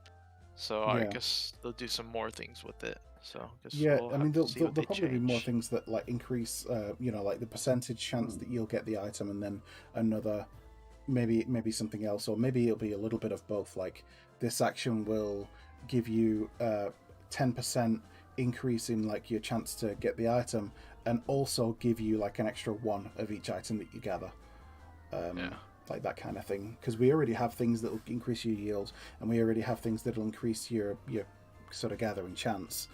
Um, yeah. Which I so don't know about. I don't think so. But it's like I have not seen a less than 100% chance on my gathering stuff. Like that's assuming minor and botanist in ages. Ever since I hit 80, I've never seen a number gathering chance lower than 100%. yeah, I mean it might So be part of just like in line with people of lower level doing it, because I know when I've had to go and gather stuff, um, and I'm not level 80 and I don't have yeah, like great gear. Like I gotta go and try and it gather stuff, and like my chance of gathering it's like 60%. So I have to use yeah. the action that gives me like a big bonus, but then that obviously gives me a big cooldown, waiting for the And I GP understand to. that, but like I guess I'd wish for a little more. I guess to because that's only going to be there during the leveling experience, which is True. admittedly pretty short. Although I guess they are changing up the levy, so it could be, it could take a little longer. But I don't imagine it'll stay there like that for long, for a decent chunk of the players. So like having another, mixing it up a little would be interesting with Yeah. other Yeah. skills that actually do something right outside of right now as it is now as level 80 like crafter or gather or gather mainly. It's just hey, get as many as you can, and if you for whatever reason want a high quality, go for it. But there's no real need for it because the crafters can just do it already without it. Any Yeah. high quality items. I mean, that was one. I think one of the reasons that they decided that it wasn't really worth having high quality um, gathering components anymore, because Mhm. for the most part, like you can even with all normal quality stuff, you can make high quality items if your gear's set up right. Just you can do it with like 100% accuracy with certain macros. Mhm. If you've just got like half decent gear, so yeah, it's fair enough. Um, New actions will be added and existing actions will be adjusted. Um, Recipe progress and quality values will be adjusted in accordance with value downscaling across the board. So that's just in Lower line with numbers. Yeah, yeah, just it in line with the helps. Yeah. stat squish basically, um, I'd which is fair argue enough. more so for I guess gatherers or not crafters. It just makes it a lot simpler. Like having to worry about, oh, I need to get 16K, not perception, quality, to get the higher chance of higher quality. So like keeping the numbers low would help out more, I think, Yeah, in these cases. But you can't really do percentages for this, so it's like yeah, it's whatever. But yeah, having them lower just it keeps it easier to track. yeah, and they said that like with the way that they squish the stats and get rid of like the high quality stuff, and the way that they adjust things, they're gonna make adjustments so that it's not gonna make crafting high quality things any more difficult than it is currently, Mhm. which is good because it's not difficult currently. So yeah, I wonder um, if they'll change that one skill that just lets you high quality something. That's so long as it's 70 or below. I wonder if they'll up that at all or keep it at 70 and below. I don't know, So maybe. yeah. New actions will be added, and existing actions will be just. Oh, this mining and botany now. So perception will be adjusted in some languages. So in English, it's going to be the same, but I guess some of the way that the language or the word translates might be a bit different in different languages. So Doesn't mean anything to us really. Greater perception heightens the chance of triggering Gatherer's Boon, which increases yield by 1. So see, this was a thing that I saw a lot. Like, you only get it when you get or I only ever see it when you're gathering like crystals. Is that like Ah, yeah. while you're gathering, sometimes it's like, hey, you know what? Your next strike, you're gonna get 18 instead of 1. So Mhm. stuff like that.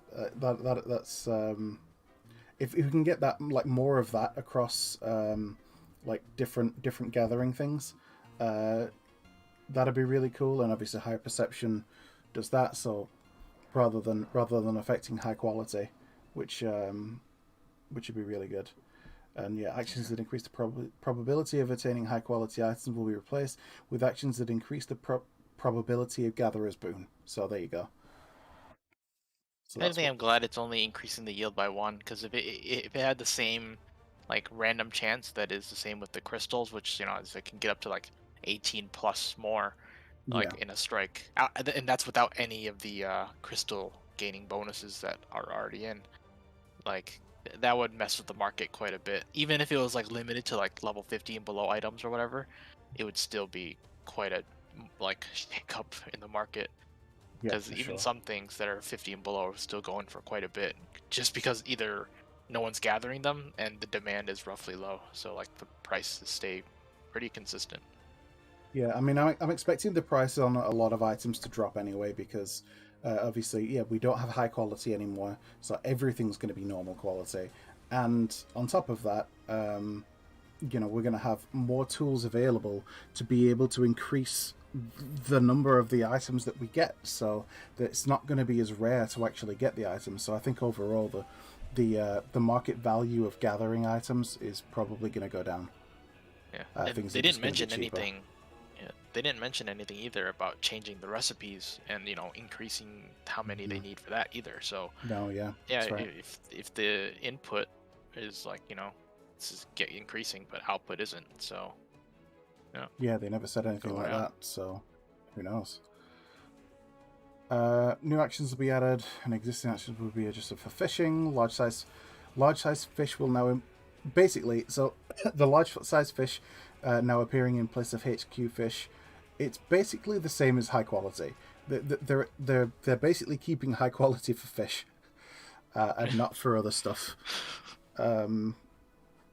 Because that's what large high quality was for fishing anyway. It was particularly large fish were high quality, so that's kind of what they're doing. And they said it's going to be basically the same thing as high quality.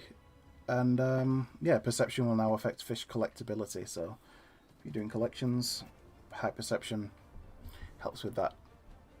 And I think after this we've got the spearfishing. That it looks like a really fun little mini game. Yeah. So the fish will just kind of swim across your screen, and you'll press a button, and the spear will just shoot forward. Uh, yeah, spear will just like shoot forward, hit a fish, and you'll catch it. Um, and it's pretty cool. Apparently, you'll still have actions that you can use that'll like lower fishes like defense, so that you can actually like catch it when you hit them and stuff. Um, and it looks like you've got like a time limit as to how long you can spend doing it, and that'll determine how many fish you get. So this could be a good way of being able to get like fisher XP, as you said, because it's like each one it's like, yeah, you've caught a fish, you've caught a fish, you've caught a fish. So it's a Yeah. lot faster than it is currently, which means that you could just gain XP at a faster rate. Um, Yeah. so yeah. Looking forward to how it's implemented. Yeah. Mm. And I do like the little thing of like you see the little fish around Yeah. the little Uh-huh. thing. That's just a really really nice It little isn't quality of just life change. random bubbles. Yeah. Yeah. Um. So yeah, these are more spearfishing adjustments. This is just the screenshot. The PowerPoint for that everything we've just gone over. Leave reward adjustments. This is the one that made me sad. Not as sad as the delay, but still made me really sad. Yeah.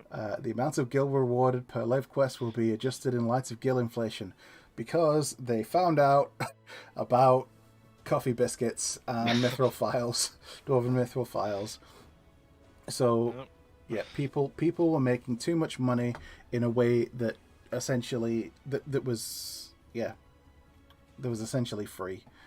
Um, People were making too much money, increased gil inflation in the market, and they were like, we're putting a stop to it.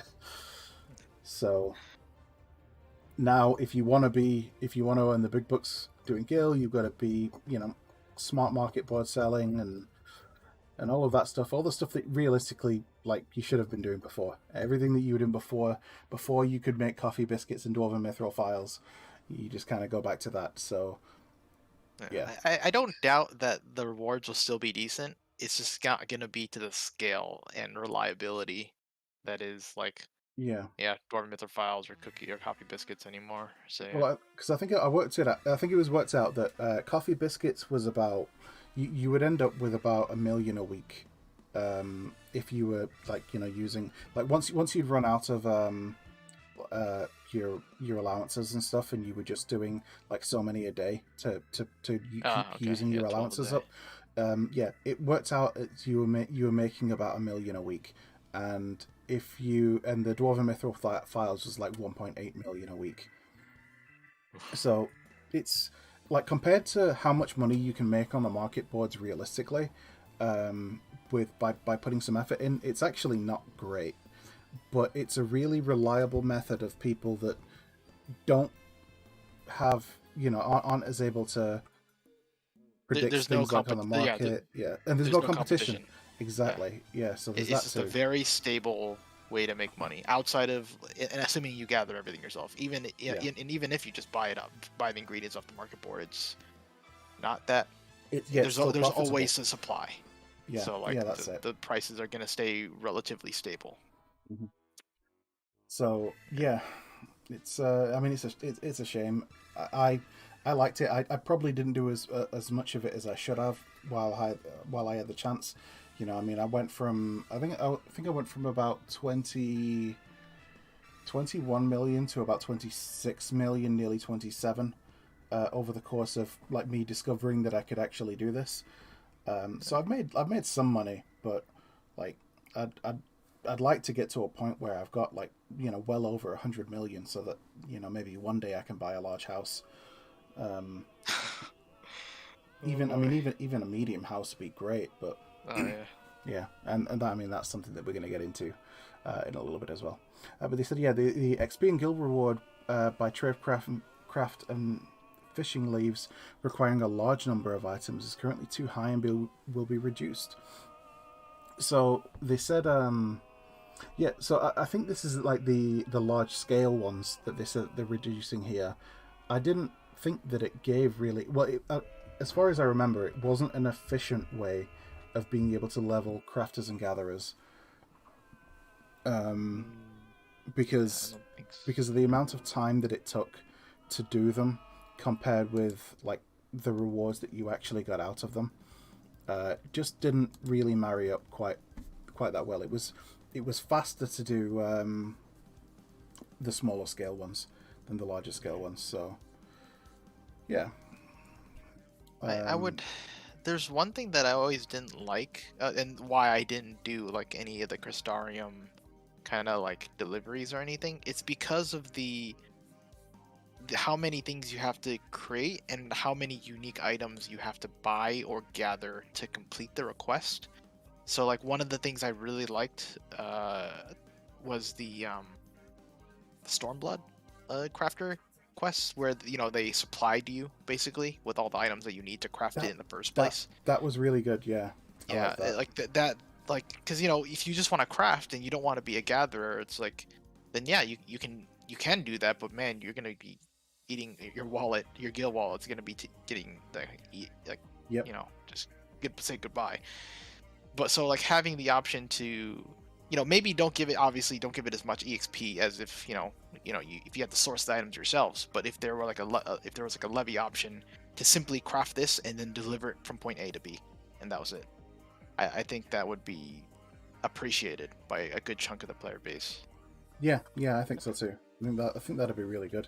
It's like you get given, you get given like the means to craft like 10 of an item, and so you've got to craft like 10 high quality versions of this item or whatever, and then you turn it in and that's one leave done. Rather than it's like, hey, I need this many of these items. Okay, well, I either have to go buy the materials or I've got to go gather materials, but I'm trying, Or spend an hour, yeah, just it's like, sourcing it all yourself. which, yeah, it seems bad because like it essentially like forces players to have to level up other crafters or gatherers to be able Yeah, to level one up, and I think they've been trying to lean a little bit away from that, like with some of the changes now, with them not having like cross-class skills anymore, like just they all basically have the same skills. They seem to be trying to sort of lean away from that, which I think is good, and I'm hoping that they'll go a little bit further to a point where, to be able to do your crafting or gathering up leaves and stuff like that you can do it without having to level up something else or spend like a ton of money to be able to do it. So yeah, it was it'd be always the really good. worst having like, oh, here, craft this chair, but in order to craft it, you need these nails from and they're a higher level craft level Yeah, for the blacksmith or armor or whatnot. So yeah. that was It's always like, oh, annoying. I want you to go and make this, and I'll give you, I don't know, like 1,000 gil and a couple of crystal shards for it and some XP. But to make it, you need this glue that is a pretty difficult craft on Yes, thing yes. and sells on the market for like 30 grand. The glue is always the worst. The alchemist materials are always the worst because Yeah, no they're one always wanted to do really bad. those. Yeah, Also, it doesn't help that like I say a majority that I want to say a majority of the recipes requires mob drops, which aren't nearly as resource like out there in yeah, supply as like just gathering generic stuff. hmm So yeah. yeah. I'm with you. It's it's one of them. Just need to yeah. So hopefully it'll be a little bit more balanced now, and we'll yeah, we won't be as reliant on other classes to be able to do the class that we want to focus on. Because it'd be nice to be like, hey, you know what? My character's a blacksmith. He's just a blacksmith. I'm not a miner. I'm not a botanist. I'm not a fisher. I'm not, I'm not an alchemist. I'm just a blacksmith, and it doesn't cost me an absolute fortune to be able to do this. Like I can buy the materials from vendors or whatever to make stuff, or if I want to do leave quests and stuff like that, they'll give me the materials to do it. Because it feels bad when you've got the amount of money that it costs to make an item is less than the reward you get out of it. Yeah. So yeah. More system adjustments. So, oh right, yeah. So they're reducing required and earned XP downscaling. So that's going to be along with the stat squish, like all the numbers are going down. But they expect with the way that they've balanced it, the amount of time that it takes you to level up and how quickly you should be clearing duties and everything like that should be basically the same as it is now, which is good. Ratio's still the same, just the numbers Yeah, going down. yeah, exactly. Mid-level XP reset. This is one thing that they went over for a little while because it's a bit of a tricky one. That so if you're like say you need 30 million experience to you're now like level I don't know, let's say you're level 73, and you need like 20 million experience to be able to get to 74. And you're currently sitting at, I don't know, 15 million. So you're most of the way there. If you don't level up to level 74 by Endwalker, you'll lose all of the XP that you have in between those levels. It will just move you back to 0 for that level. the reasoning for it is because of how like the game would have to go in and check everybody's specific like XP amount and then recalculate their new XP amount for every character and for every class that you have, recalculate all of your experience and then make sure that you don't have too much or too little and stuff. They said that the amount of time that it would take for the system to do that, they would have to shut down for maintenance for 3 weeks. So they don't want to do that. It's just unreasonable. Yeah, Either exactly. just go level up and hit that breaking point now if you're really that worried. Otherwise, I mean, yeah, people are gonna complain, but hey, it's such a small thing, honestly. It's not, with the exception, however, of Of Chocobo EXP. Yep. Yeah, that's That right. we don't know anything about that. So hey, if we can get a comment on that, that'd be interesting. Granted, I've neglected my Chocobo for quite some time now, Yeah, but same. like for those who are actually leveling them up and spending the Thavnarian onions and whatnot, oh boy, I can only imagine. Yep. So that is, as far as I'm aware, the only thing EXP wise that would lose the most if Yeah, because as you can said, reset. the like a class like you can hit a level in an hour. You know, it's no big deal. No matter what level you are, you can hit a level in an hour if you put some effort into it. But your chocobo, like that's not the case. It takes time. It takes a lot of time to be able to level up. If you know, obviously between doing things like having various XP buffs and having um, um, what you call it, the challenge log rewards and stuff, like all of that added together can cut down the time. But like once you've used your weekly allowance for it and whatever, like if you're close to the next level and you've got to start from the beginning, that's quite a bit of progress that you're going to lose. So yeah, that's something to double check. Like don't forget about your chocobos if you use them. I mean, I know I use my chocobo for a lot of things because it's with me maining sort of DPS, having a little bit of healing here and there just really makes things a little bit more comfortable, especially when you're doing the and, leveling process. and Chocobo's gonna be our best friends come Endwalker. We're gonna Yeah. need all the help we can get once we hit Yep. the point where, hey, our gear's starting to fall off. We might want to start. We need some help. Yeah. Yeah. So That's yeah, it. Um, especially if you're playing solo. So yeah, for sure. New tomestones. So the new tomestones are going to be aphorism and astronomy. Only complaint, they're both A. So Yep. that's That's it. literally the only thing I got. And then they showed some screenshots of some of the new Tombstone gear. So you can see that it's quite heavily influenced by Final Fantasy IV. So you've got the Paladin armor here looks very similar to Cecil's armor set.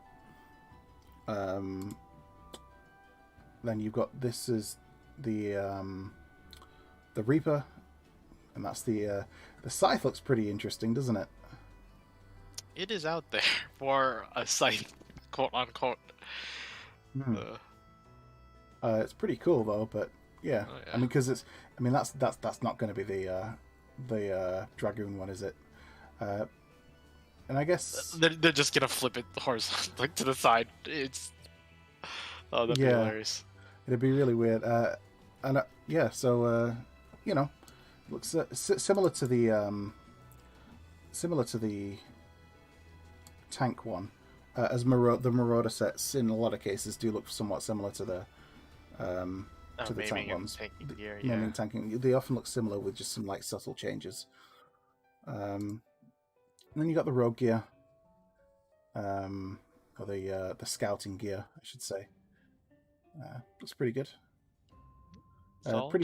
Pretty simple, but there's like I think with a lot of the gear sets, aside from like some of the more like armor oriented ones that they have a distinctive pattern and a distinctive flow of like a style, I guess, where you would wear them like together. Some of the other stuff like this, you'd probably take parts of it, in terms of glamour anyway. You'd take parts of it Yeah.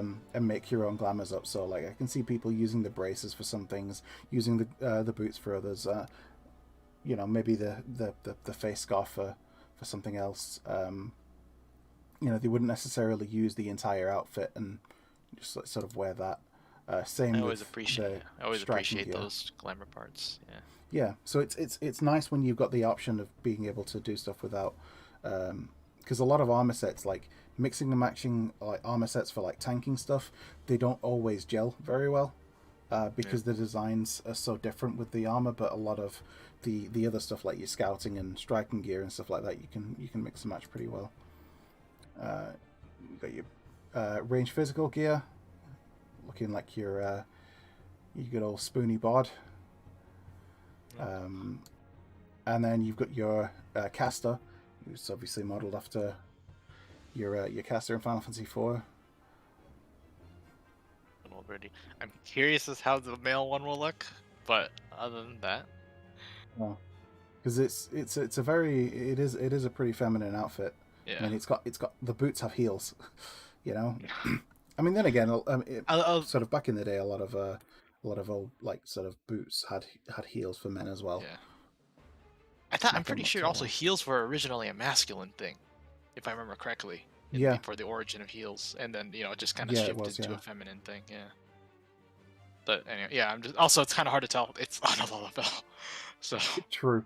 Yeah, gear on a LFL, you just like, I mean, am I sure what I'm looking at? Because it just both seems a ways, little it's odd. hard to gauge if this will look good on one or the other. Yeah, that's it. So yeah. Um,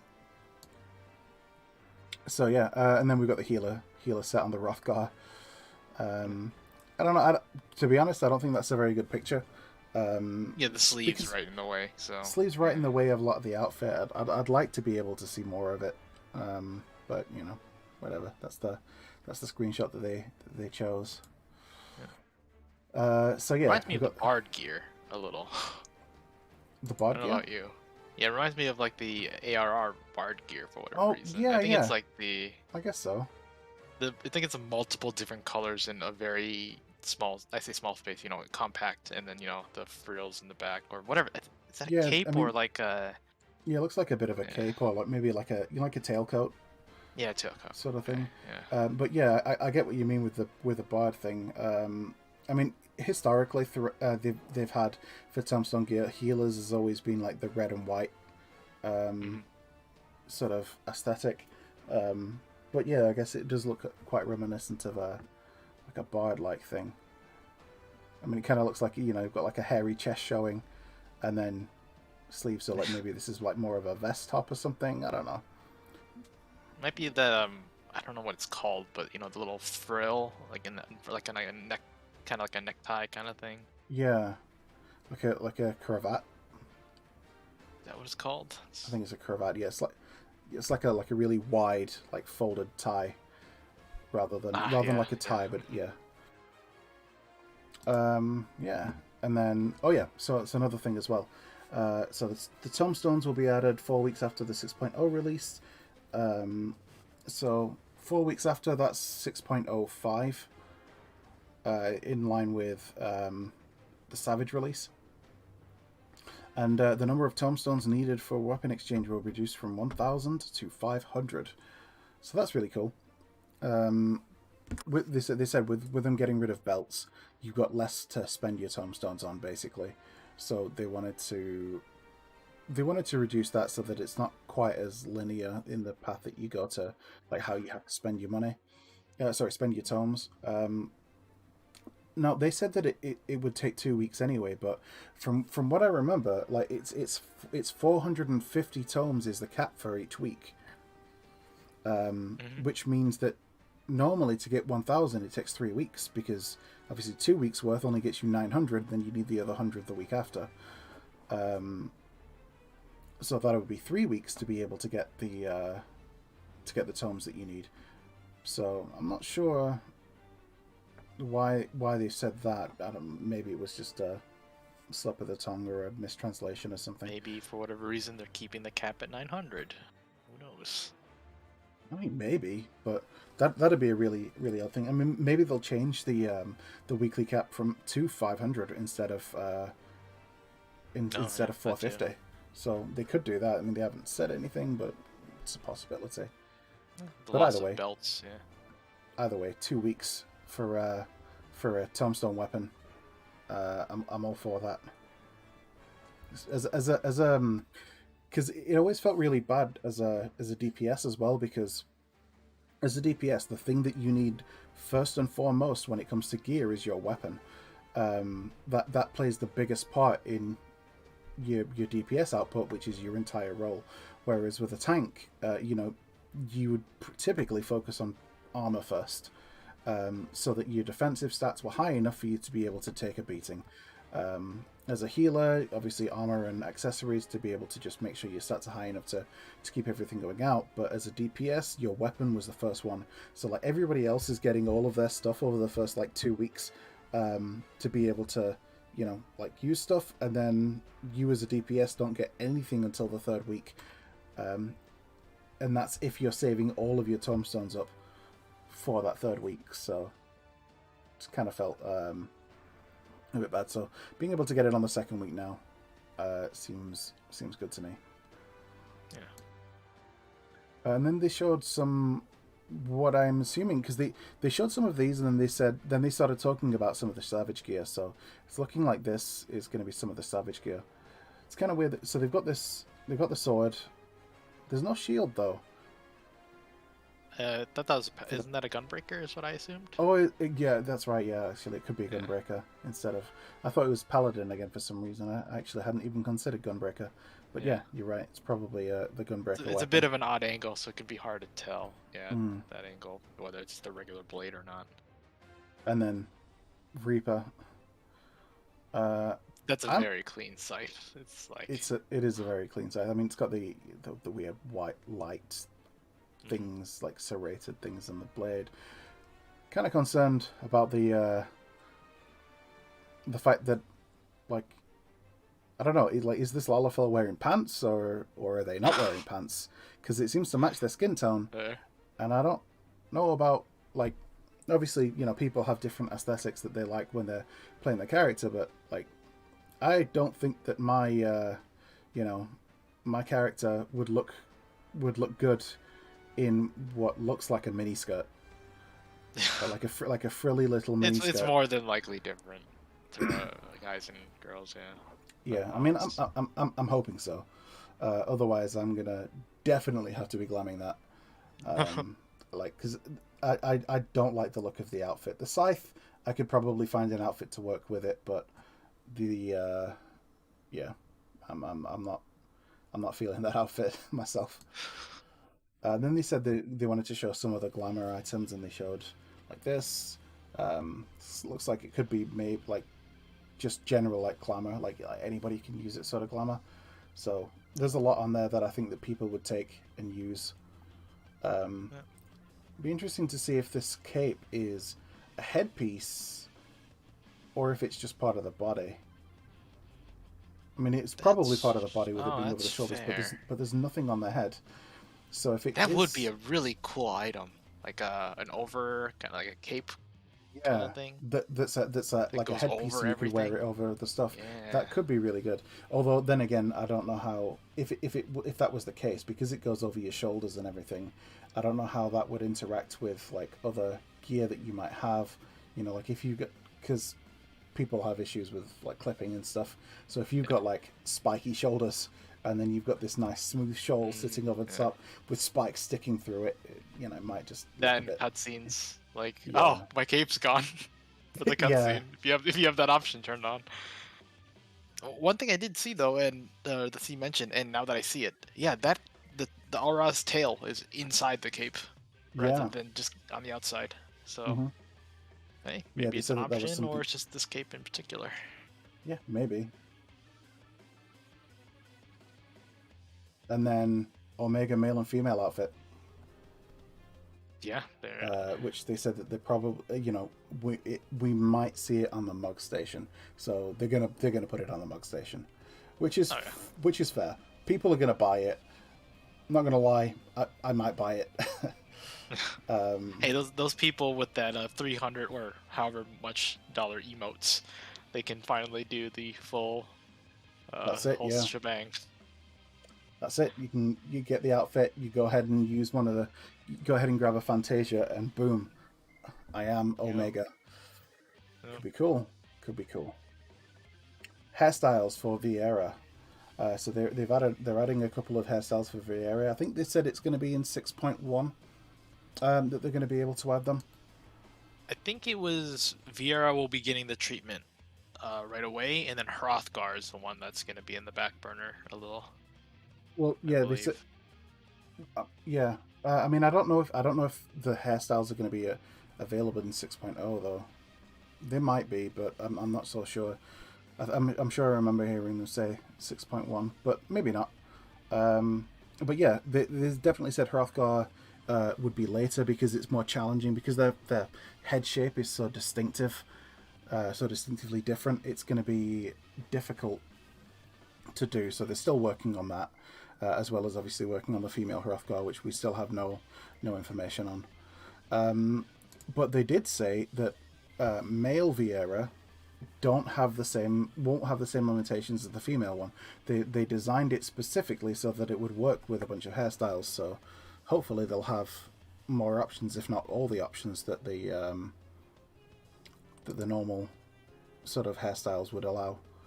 Should be cool. But they've done quite a bit of work on the hairstyles, so to make them actually work with the Vieira. So that's really cool. Gives people more options. It's something that people have been asking for a really long while. And they said it's been difficult for them to do, and they've had other things that they've had to get on with. So they didn't want people to think that they were just ignoring all of the requests to get it done. It's just that they've been working on it, and you know they've between like how they've had to allocate resources, it's taken them this long to actually get it done. And of course, you got the 2B and the 9S hairstyle, which I said, just it kind of looks like Asahi. It's very similar hairstyle. New scripts, purple crafter and gatherer scripts, which, yeah, is what it So is. it's coming. We just didn't know what it was called. Yeah, that's it. And then UI update for the achievement log. I think it's really cool. I like the fact that it's like a journal now instead of just like a normal, like sort of digitized menu. The journal look of it, I think, is really nice.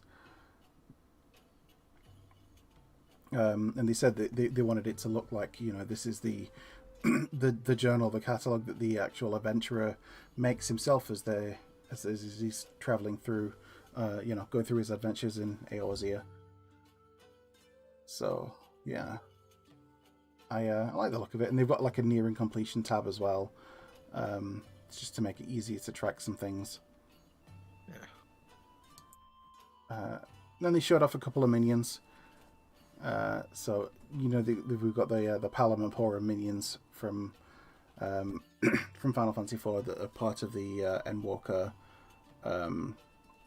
pre-order bonuses and stuff. Little deer, so it hopping about a bit. Picnic basket.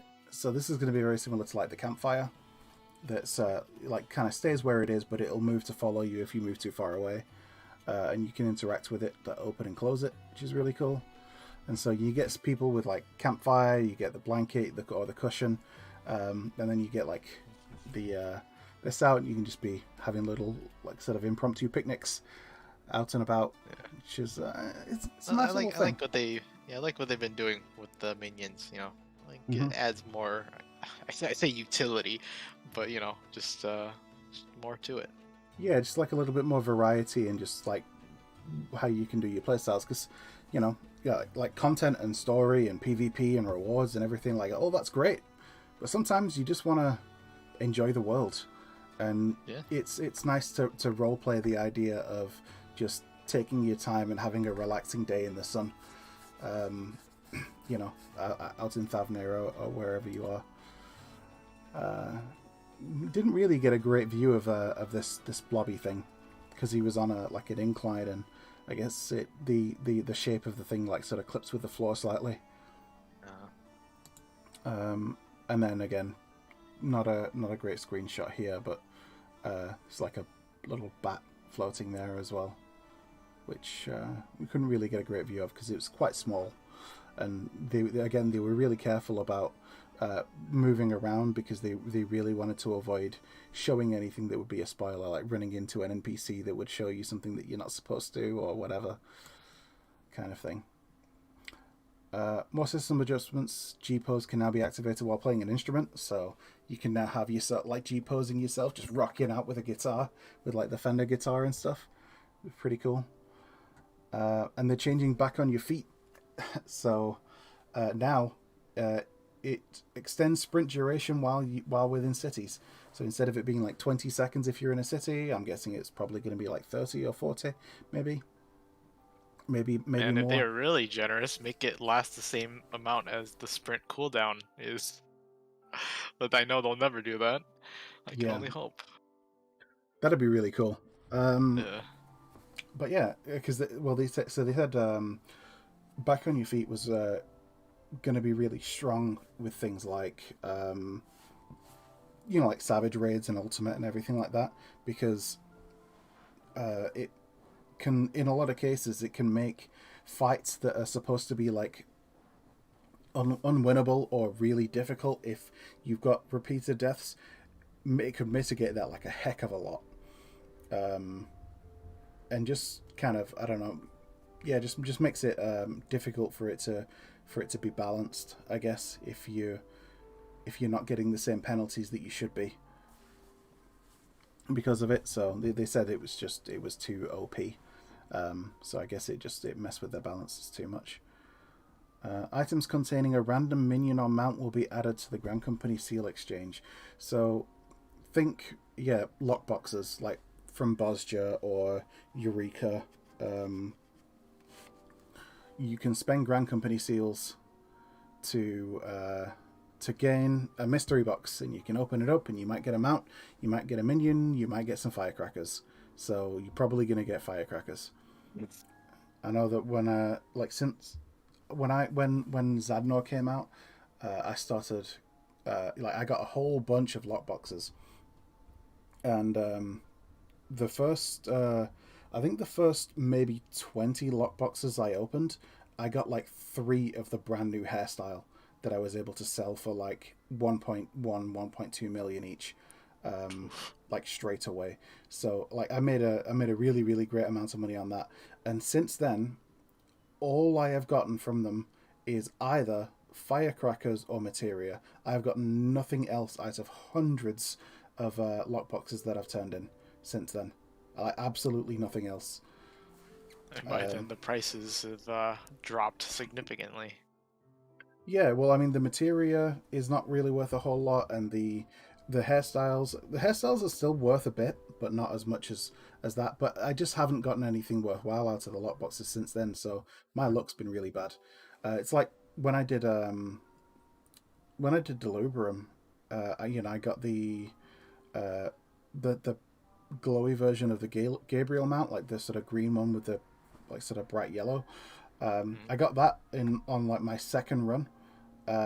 Sold that for like a really great amount of money, and then since then I've never gotten a reward besides uh, the normal coins and the um, sometimes I get the the note field notes, Yeah. and yeah, that's it. Like never gotten another one since. Yeah, I So didn't get anything great out, but I did miss out my chance with the Garlean fiber stuff. oh yeah, I didn't realize. I don't know what happened. Like I guess they increased the drop rate or something for it because it used to go for like when I started playing Bosnia like 300 something K for those, and like there was a quest where you had to turn in 3 or so just to increase your thing. I'm like, yeah, do I like? And by that point, I only had 2 of them. I'm like, am I really gonna get this? It's like I doubt it, but I kept on to it anyway. Like fast forward a few months, like, oh, look at that, they're like 3,000 a piece now. yeah, that's it. Yeah, should have sold them then. Oh well. When I first got that quest and I was like, oh, I need these items so that increase your holster size. I was like, I'd like more holster size, but that's really expensive, and I don't really want to go and grind like for that. So you know what? I'll just wait. I'll just leave it. And then I checked later, and like it was like dirt cheap. So I was like, yep, cool. I'll just buy them, turn in the quest, and I'm kind of glad I did it that way.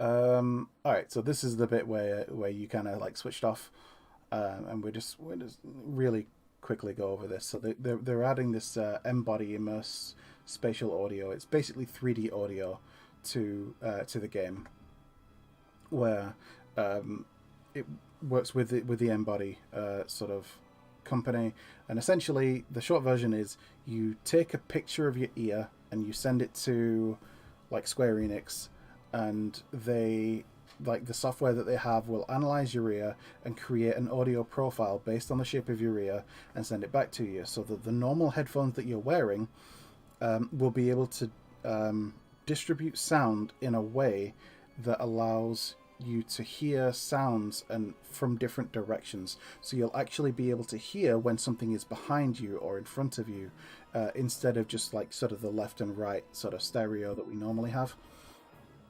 There is something similar already on the PS5 because the Pulse has 3D audio, and that's actually implemented in game as well. Where it's like similar, but the audio profile for that apparently only has like 5 audio profiles that you can choose from, whereas this embody spatial audio thing is basically like it's specifically keyed to your ears. It's supposed to be really good, and it will work with any headset instead of you having to buy the rather expensive PlayStation Pulse headset. But yeah, it's only available for Windows. And actually, I have up. Oh yeah, so it's going to be in the menu where you'll be able to get it, and the price. So you can get a 14-day trial for free if you've got Endwalker Early Access, and if you do get the pre-purchase, you get a 20% discount on your order, and UK price £18, American price $20. Or 20 euros. I don't know why it's more expensive in France than it is in Germany, but whatever. By a little bit, like 17 cents. But yeah, it's a one-time purchase. You buy it and you then have your profile, so you can then download the profile into the game, and any headphones that you're wearing should be able to produce audio in that audio profile and let you hear sounds from 3 dimensions. So that's that. Housing. So it's been a big sort of a big topic for a lot of people for a long while. People wanting to get more information on how they're going to change things. People are constantly asking for more housing because there aren't enough houses to deal with the number of players that there are. And it doesn't help when you've got other people that have like multiple characters, and they're like each of their characters is are buying up houses because they're sharing money between the characters, and like, oh yeah, I'll have a house and I'll have an FC house, and then I'll have like my alt character have like join the FC, and then I'll give him like loads of money so that he can buy another house, and it kind of just makes it a little bit unfair for people who just want to be able to have a house. So there's going to be the new residential district, the Imperium, which is going to be based in the Firmament. 24 wards and 24 subdivisions are planned. So they said that that's going to add up to like 1,000 and something new houses altogether, which sounds pretty good. And then, players may tour Imperium in 6.0, and the line will be available for purchase in 6.1. So you can go around and look at things and maybe pick out like the plots that you want. And then when 6.1 rolls around, you'll be able to go ahead and try and enter the new lottery system to try and buy a house. You can't relocate to a land that is not ready for purchase as of 6.0. So currently, you can if you have a house already and there's a plot of land available, but you can't buy it because it's shown as unavailable. Like there's like a random amount of time within a certain window that it will become available. If you already have a house, you can walk up to it and just relocate there, which is poopy for all the people that might have spent hours like standing in front of the placard, spam clicking to be able to try and have a shot at being able to finally get a house, and you're like, you know what, I want this spot. Boom, it's mine. Land evaluation will be removed, so houses will have set prices. It's just going to be that this is the price, that's what it is, because it was never, with the amount of houses available and how many players that want them, like the devaluation never really made sense, because as soon as the house was available for purchase, it was purchased. Like there were never houses that you could just go up and buy, and you couldn't wait for the price to go down and be like, you know what, I don't want to spend 3 million. I'll wait till it goes down to like 2.5. Like that was never going to happen. If the house was 3 million and it was available, somebody would buy it for 3 million, and you wouldn't get it at 2.5. Oh yeah, so no longer be able to grant brand new FC members authorization to purchase land, or the rank of FC Master. So another thing that people used to do is, they could have a character join their FC and then immediately give them permission to buy land on behalf of the FC, so that they could then go and purchase a house or something like that. And yeah, it was just, again, people just kind of abusing the housing system to get more out of it and take away from other players. So Main thing is the selling of FC houses. Yeah. This would probably be the main thing. Just literally just passing an FC along because it's a house. It's essentially the deed to the house. People would just have, just filler FCs to, hey, buy this house, sell it to another person, transfer all permissions over to this guy, and move on. Yep. I mean, the only downside to that there was, in terms of like you as a person actually like going ahead and doing it, was the fact that you couldn't join an FC if that was the case, because the FC house is tied to your house. Sorry, it's tied to you. The house is tied to the FC. So if you left the FC, even if you're the only person in that FC, you would have to demolish the house, and you wouldn't automatically like get another free one, and you can't convert it from an FC house to a private house. So for the purpose of house resellers, it didn't matter to them. So the main thing was they had a house. Yeah. So yeah, there's that. And the lottery system now. I actually quite like the lottery system. So they said that they have the ability on the back end to like have designated areas that they're going to have as first come first serve, and others that are going to be the lottery system. Which, yeah, it's good that they have the ability to do that. Like, so if it turns out that there's a world or a server or something that has loads of doesn't have as many people having houses, there's no congestion or whatever, they can have more as first come first serve, so that people can just go up and buy them without having to wait. But on other servers, like more congested servers, they'll probably have more with the lottery, so that there aren't just people just able to just march up and just buy stuff and leave nothing for anybody else. Overall, it's a good change for the health of the game, because it's just it's honestly unreasonable to expect a person to sit and camp at a placard for that, even if they're only there for 4 hours. That is 4 hours of nothing but clicking. Yeah, it is. It's yes, the competition is technically going to go up because there's more people and time. That even like time aside, it could be like a 10-hour, 4-hour period still. But the main thing is more people can get into it, but it'll be more fair as a whole. Well, that's it, because people are more likely to, like, if they've got the money to be able to do it, they're more likely to want to go up and just click on it and say, "Yep, I'll throw my hat into the ring," and then walk away. Rather than, and fewer people are willing to be like, "All right, well, I'm going to stand here for at least 4 hours clicking, and hope that I get it." Like, So yeah, it's definitely going to increase competition. So you've got to have, I think this was always the case, you've got to have a character at least level 50 and have rank of second lieutenant or above in Grand Company. I think that's always been the case.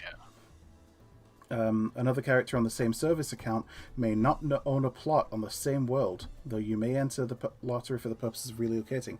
So relocating, you can't just relocate for free, you enter into the lottery like everybody else, which I think is good. Pay the same price. in Yeah, the end. that's one thing that they never covered. Whether you because obviously like as it's going to come up in a minute, I think on this screen, you have to you pay the money up front, so that you can't have people that are like, oh yeah, I'll go and click on a house that I can't afford, and then I might win, and then I can't have it, so it's just wasting everybody's time. So you have to have the money. It takes the money off you straight away. So yeah, a way of doing that is like for relocating.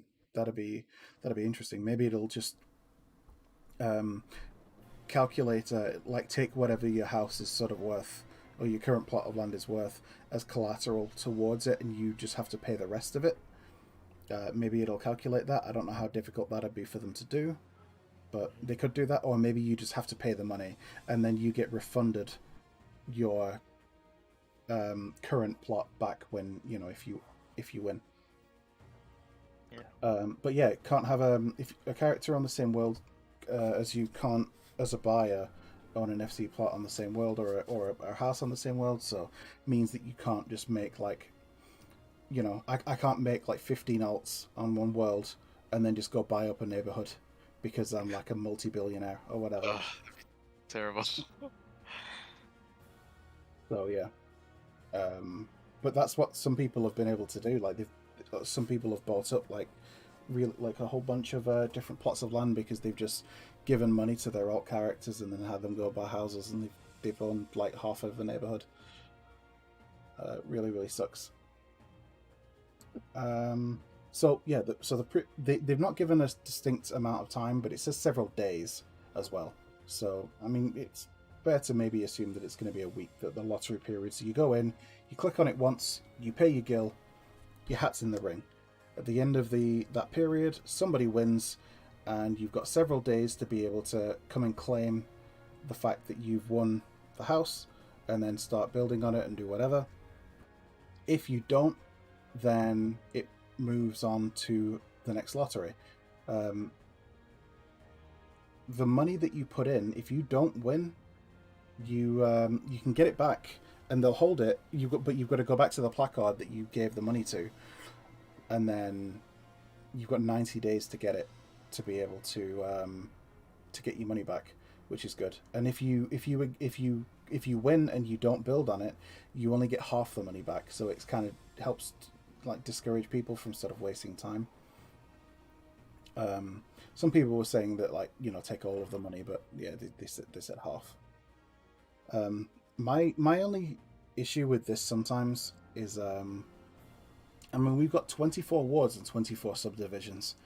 Like if I go and like put in throw my hat into a ring, like join the lottery for like one of them, uh, I don't know, it can just be a bit of a pain trying to remember like which ward and subdivision it was. It might be on the email that they send you when like you don't win or whatever, Yeah. because they said that there's gonna be like reminders that they send you. Um, but yeah, what I would like, and it's probably not going to be the case, but what I would like, because obviously all the different wards and subdivisions, like one plot it's the same in all the different um, wards and subdivisions.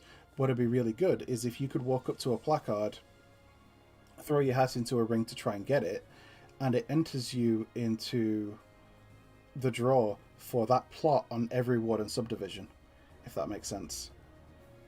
Hmm. Because they're going to be like there's like 48 of that plot available. So if you throw your hat into the ring, you've got a higher chance of being able to get something at least, instead of having to be lucky enough to pick one specific ward and subdivision that I mean this is assuming a new yeah a new zone rather than an existing zone, because with the existing zone you're just going to go with whatever's there. Yeah. um, but with the new zone, if there's like 24 of them available and you go up and you got to select one and hope that like other people go to different ones than you. I don't know how I feel about that. Well, at least we'll It's see still like how it goes. Like Yeah, I mean, it's It, still better than the current system, so, you know, it's something at least. my little theory is that they're holding off on information for Island Sanctuary until they see what goes on with the new place. Yeah. Even though we don't know anything about Island Sanctuary, and they implied that, it didn't have anything to do with like, oh, you have to camp a house or whatever. I think it's assumed, I guess, that everyone gets a little piece of land of some sort. Yeah. I So mean, yeah, yeah. They said it's not housing, so but yeah, it's something different, so yeah.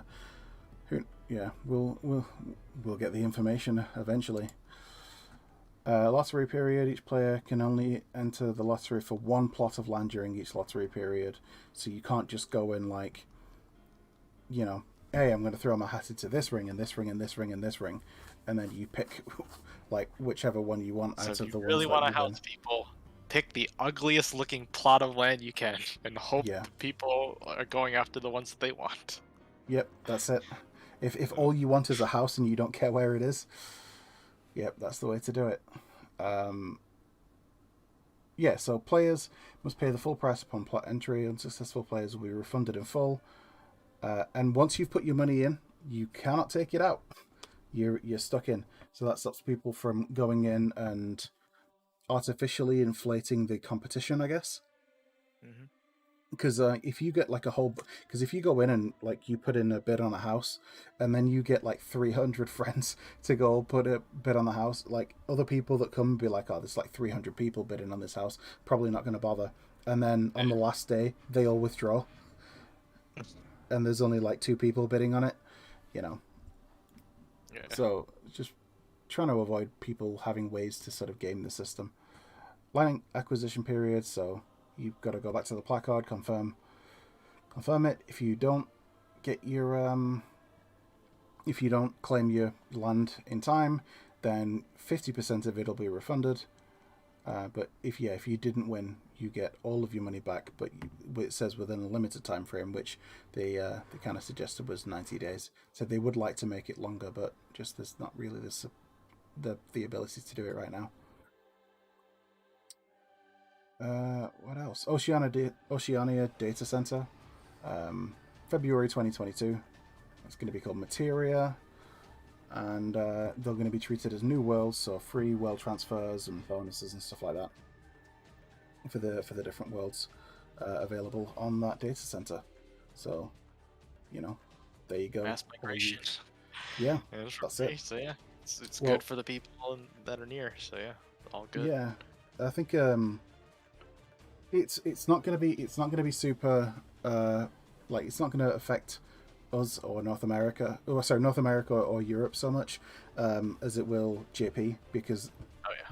JP have the strongest like sort of connection. So they have, that's where the majority of Australian players are. I mean, obviously there will be some that play on other servers, but it's it's Japan that most of them are on. So getting their own data center will be really really great. I know that when I watched the announcement and I saw Ethis Asher's reaction when he found out on Happy's State of the Realm was he was mega happy. He was like, yes, finally.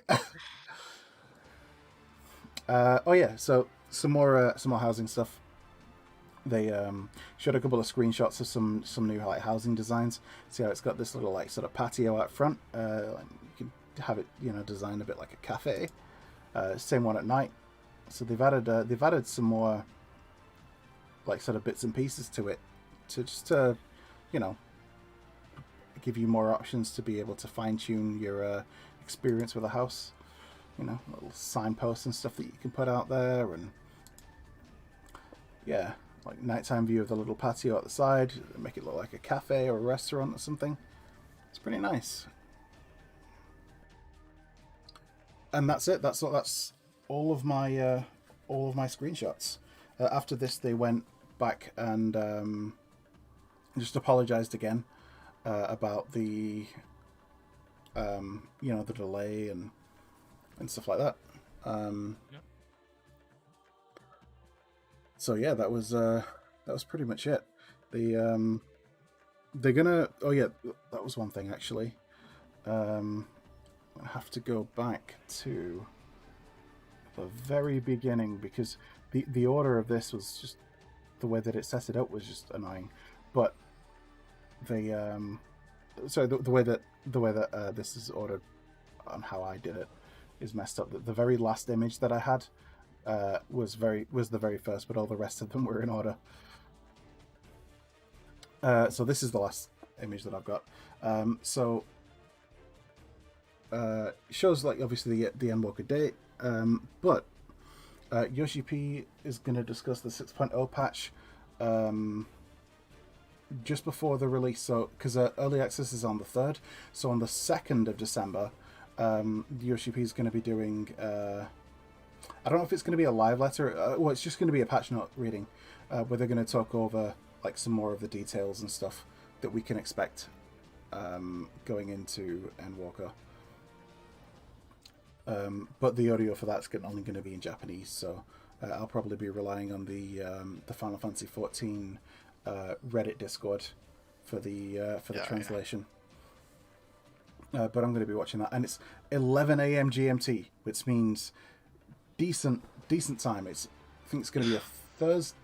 That's going to end up being a Thursday, so I'm probably going to be off work as well.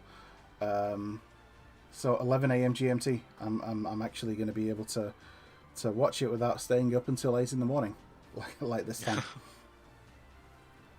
So yeah, like I finished watching it, and I got tidied up down here and got set up to going to bed, and like my girlfriend was getting up and going to work at the time, so that's how late it was.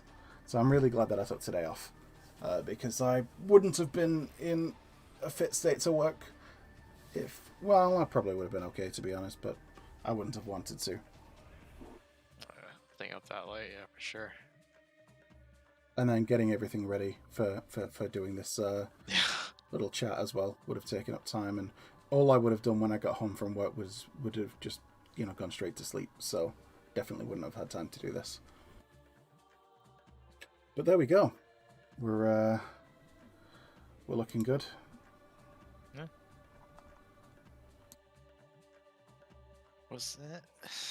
I guess that is. Oh, you're right. Yeah, they had the vinyl or whatever. There was that as well. But yeah, it's the vinyl. Yeah, they showed the vinyl and stuff.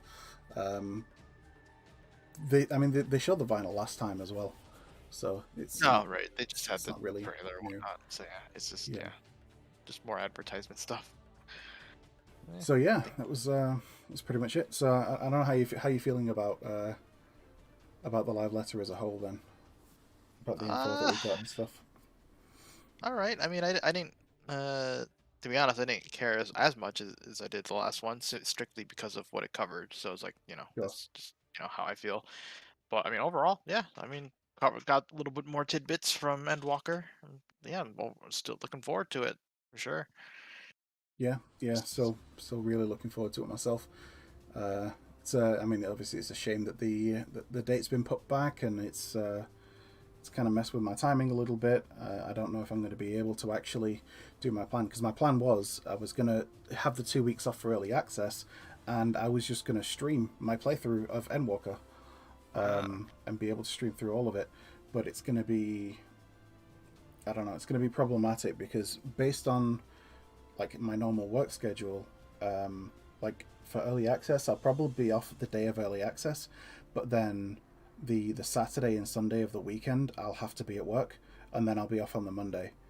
So and obviously if I'm spending like depending on whether or not we get the people, if I'm spending like nearly 8 hours grinding Reaper up to level from 70 to 80, like if I'm spending like 6 to 8 hours grinding Reaper up to level 80 to be able to then start the Endwalker story, like by the time I actually start making progress and stuff, I'm not gonna be that far, and then on the Saturday I'm gonna have to be at work all day, and then come back and continue on, and then Sunday I'll be at work all day and then continue on afterwards. It's gonna suck because people are gonna be people are gonna be so far ahead of me, and my big concern is just being spoiled. Like I want to be able to play through and enjoy stuff without being spoiled. And like stuff in Shadowbringers, like a few bits got spoiled for me, especially like trying to do a dungeon blind. You know, I went in and somebody started like yelling to, you know, like yelling out mechanics for like the fights in the dungeon, and you know, like I said, hey, look, I'm trying to go in blind here. Could you not shout mechanics? Like I want to be able to figure them out, and they just ignored me and kept shouting mechanics, and I'm like, dude, please, like I'm trying to, you know, like figure this out on my own. I don't want it to be spoiled. And their response was, you know, well, you should have gotten to the end game faster if you didn't want to be spoiled. And this is like day 2 of early access. Yeah, Like, and they that's say, and this, ridiculous. you know, it was, some people are just jerks, and Yeah, I understand why people hide their chat entirely. So yeah, just do that, hmm, I guess. yeah, I guess that's the only option for me really is hiding chat and completely switching off social media. Um, Hmm. it's just so that I don't get spoiled and I can just go and do stuff. Just apologize to like all the people in like my FC and whatever, and be like, hey guys, listen, sorry about this, but I am muting everything because I don't want to get spoiled. Because I want to play through and I want to enjoy it without having to rush as well. Um, like I don't mind rushing to level from 70 to 80, like really focus hardcore like progression, but um, like when it comes to the story, like I want to be able to absorb it, take it all in, and enjoy the story. You know, be able to really take in like the nuances of like how they do things in relation to like you know the older storylines and stuff, because they said that like there's a lot that they're doing with that, like stuff some from like 1.0 that's going to appear in Endwalker. Like I'm not super familiar with 1.0 because I never played it, but you know the fact that it's going to be there is it's really cool. Yeah. So yeah, it's my concern, but you know I'm with them. I like they want to make sure that the game's right.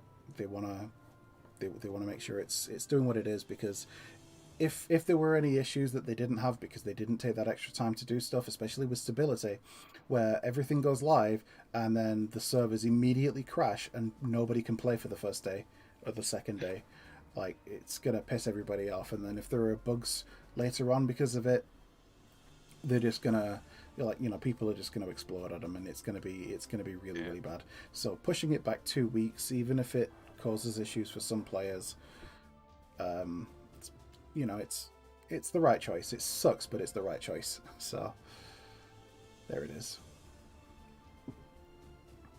But anyway, so yeah, I guess that's gonna be a wrap. So thanks for joining, Ryoshi, going Yeah, through all of no this problem. stuff. I'm gonna get all this hooked up, edited, and actually uploaded to YouTube. I'll upload the other one. I'll probably do them both at the same time. I'll probably try and get all my editing done tomorrow or something. Yeah. Um, get them uploaded to my YouTube, and yeah, just whatever. But I think it'd be cool to, you know, like when we get more news and stuff like that, that maybe we do some more talks like this, where we kind of go over information. Just have Yeah, if a it's like a good bunch of information, then yeah, sure. yeah, yeah. I mean, not over like every little tidbit that we get, but like if we get a good chunk of information out about stuff, just having somebody to discuss it with is, um, Yeah. you know, good. Get other people's views on it. Apologies. Be right back. No worries. Um, so yeah, from me, um, thank you for those of you that joined or are watching this on YouTube. Um, if you enjoyed it, you know, feel free to drop a like or subscribe, follow on Twitch. I stream a lot of Final Fantasy stuff. That's pretty much all I stream. At the minute, I've been playing through the Pixel Remaster series. I'm working on Pixel Remaster number 3, Final Fantasy 3 Pixel Remaster at the minute. Um, come Endwalker, I'm going to be playing a lot of that, and obviously streaming pretty much all of my playthrough. Um, there are a number of things that I've been trying to do and get into doing some streaming. I've got some projects that I really want to work on. That if I get a little bit more built up in some of the things that I that I want to do, like just get a little bit better at like some video editing and stuff like that. Some projects that I want to work on, as well as like a D&D campaign that I want to do that's set in like Final Fantasy and stuff. Lots of things hopefully going to be in the pipeline, and using my free time as well as I can to try and get some of it done. So yeah, so Ryoshi, thanks again for joining. Yeah, And I guess I'll see you see you in game sometime. yes. Yeah, I got those levies. I can only do so many at a time. It just takes forever. Yeah, Like I mean, I still got what like I've been 50 to doing, go. I'll stick something on Netflix and just use my macro. My macro's got a sound effect on the end of it that's kind of like louder than everything else, so I know when it's done, so I can just go back to it and then just ignore it while I carry on watching Netflix. Alright, well, I'm gonna get going then, because I gotta use the bathroom, so... Yep, no worries. All right, well, thanks again for joining, and take care. I'll talk to you in a bit, dude. Yeah, see ya. Bye-bye. Bye. All right, so once again, from me, thank you very much for joining. Yeah, like I said, drop a like or a like, subscribe, follow on Twitch, whatever. I'm also on Instagram. In fact, I'll go ahead and put my socials up here.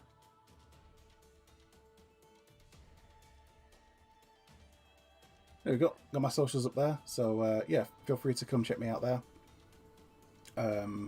For some content, I'm going to be posting various things to do with Final Fantasy on there, and yeah, looking forward to doing some more stuff, working on some more projects.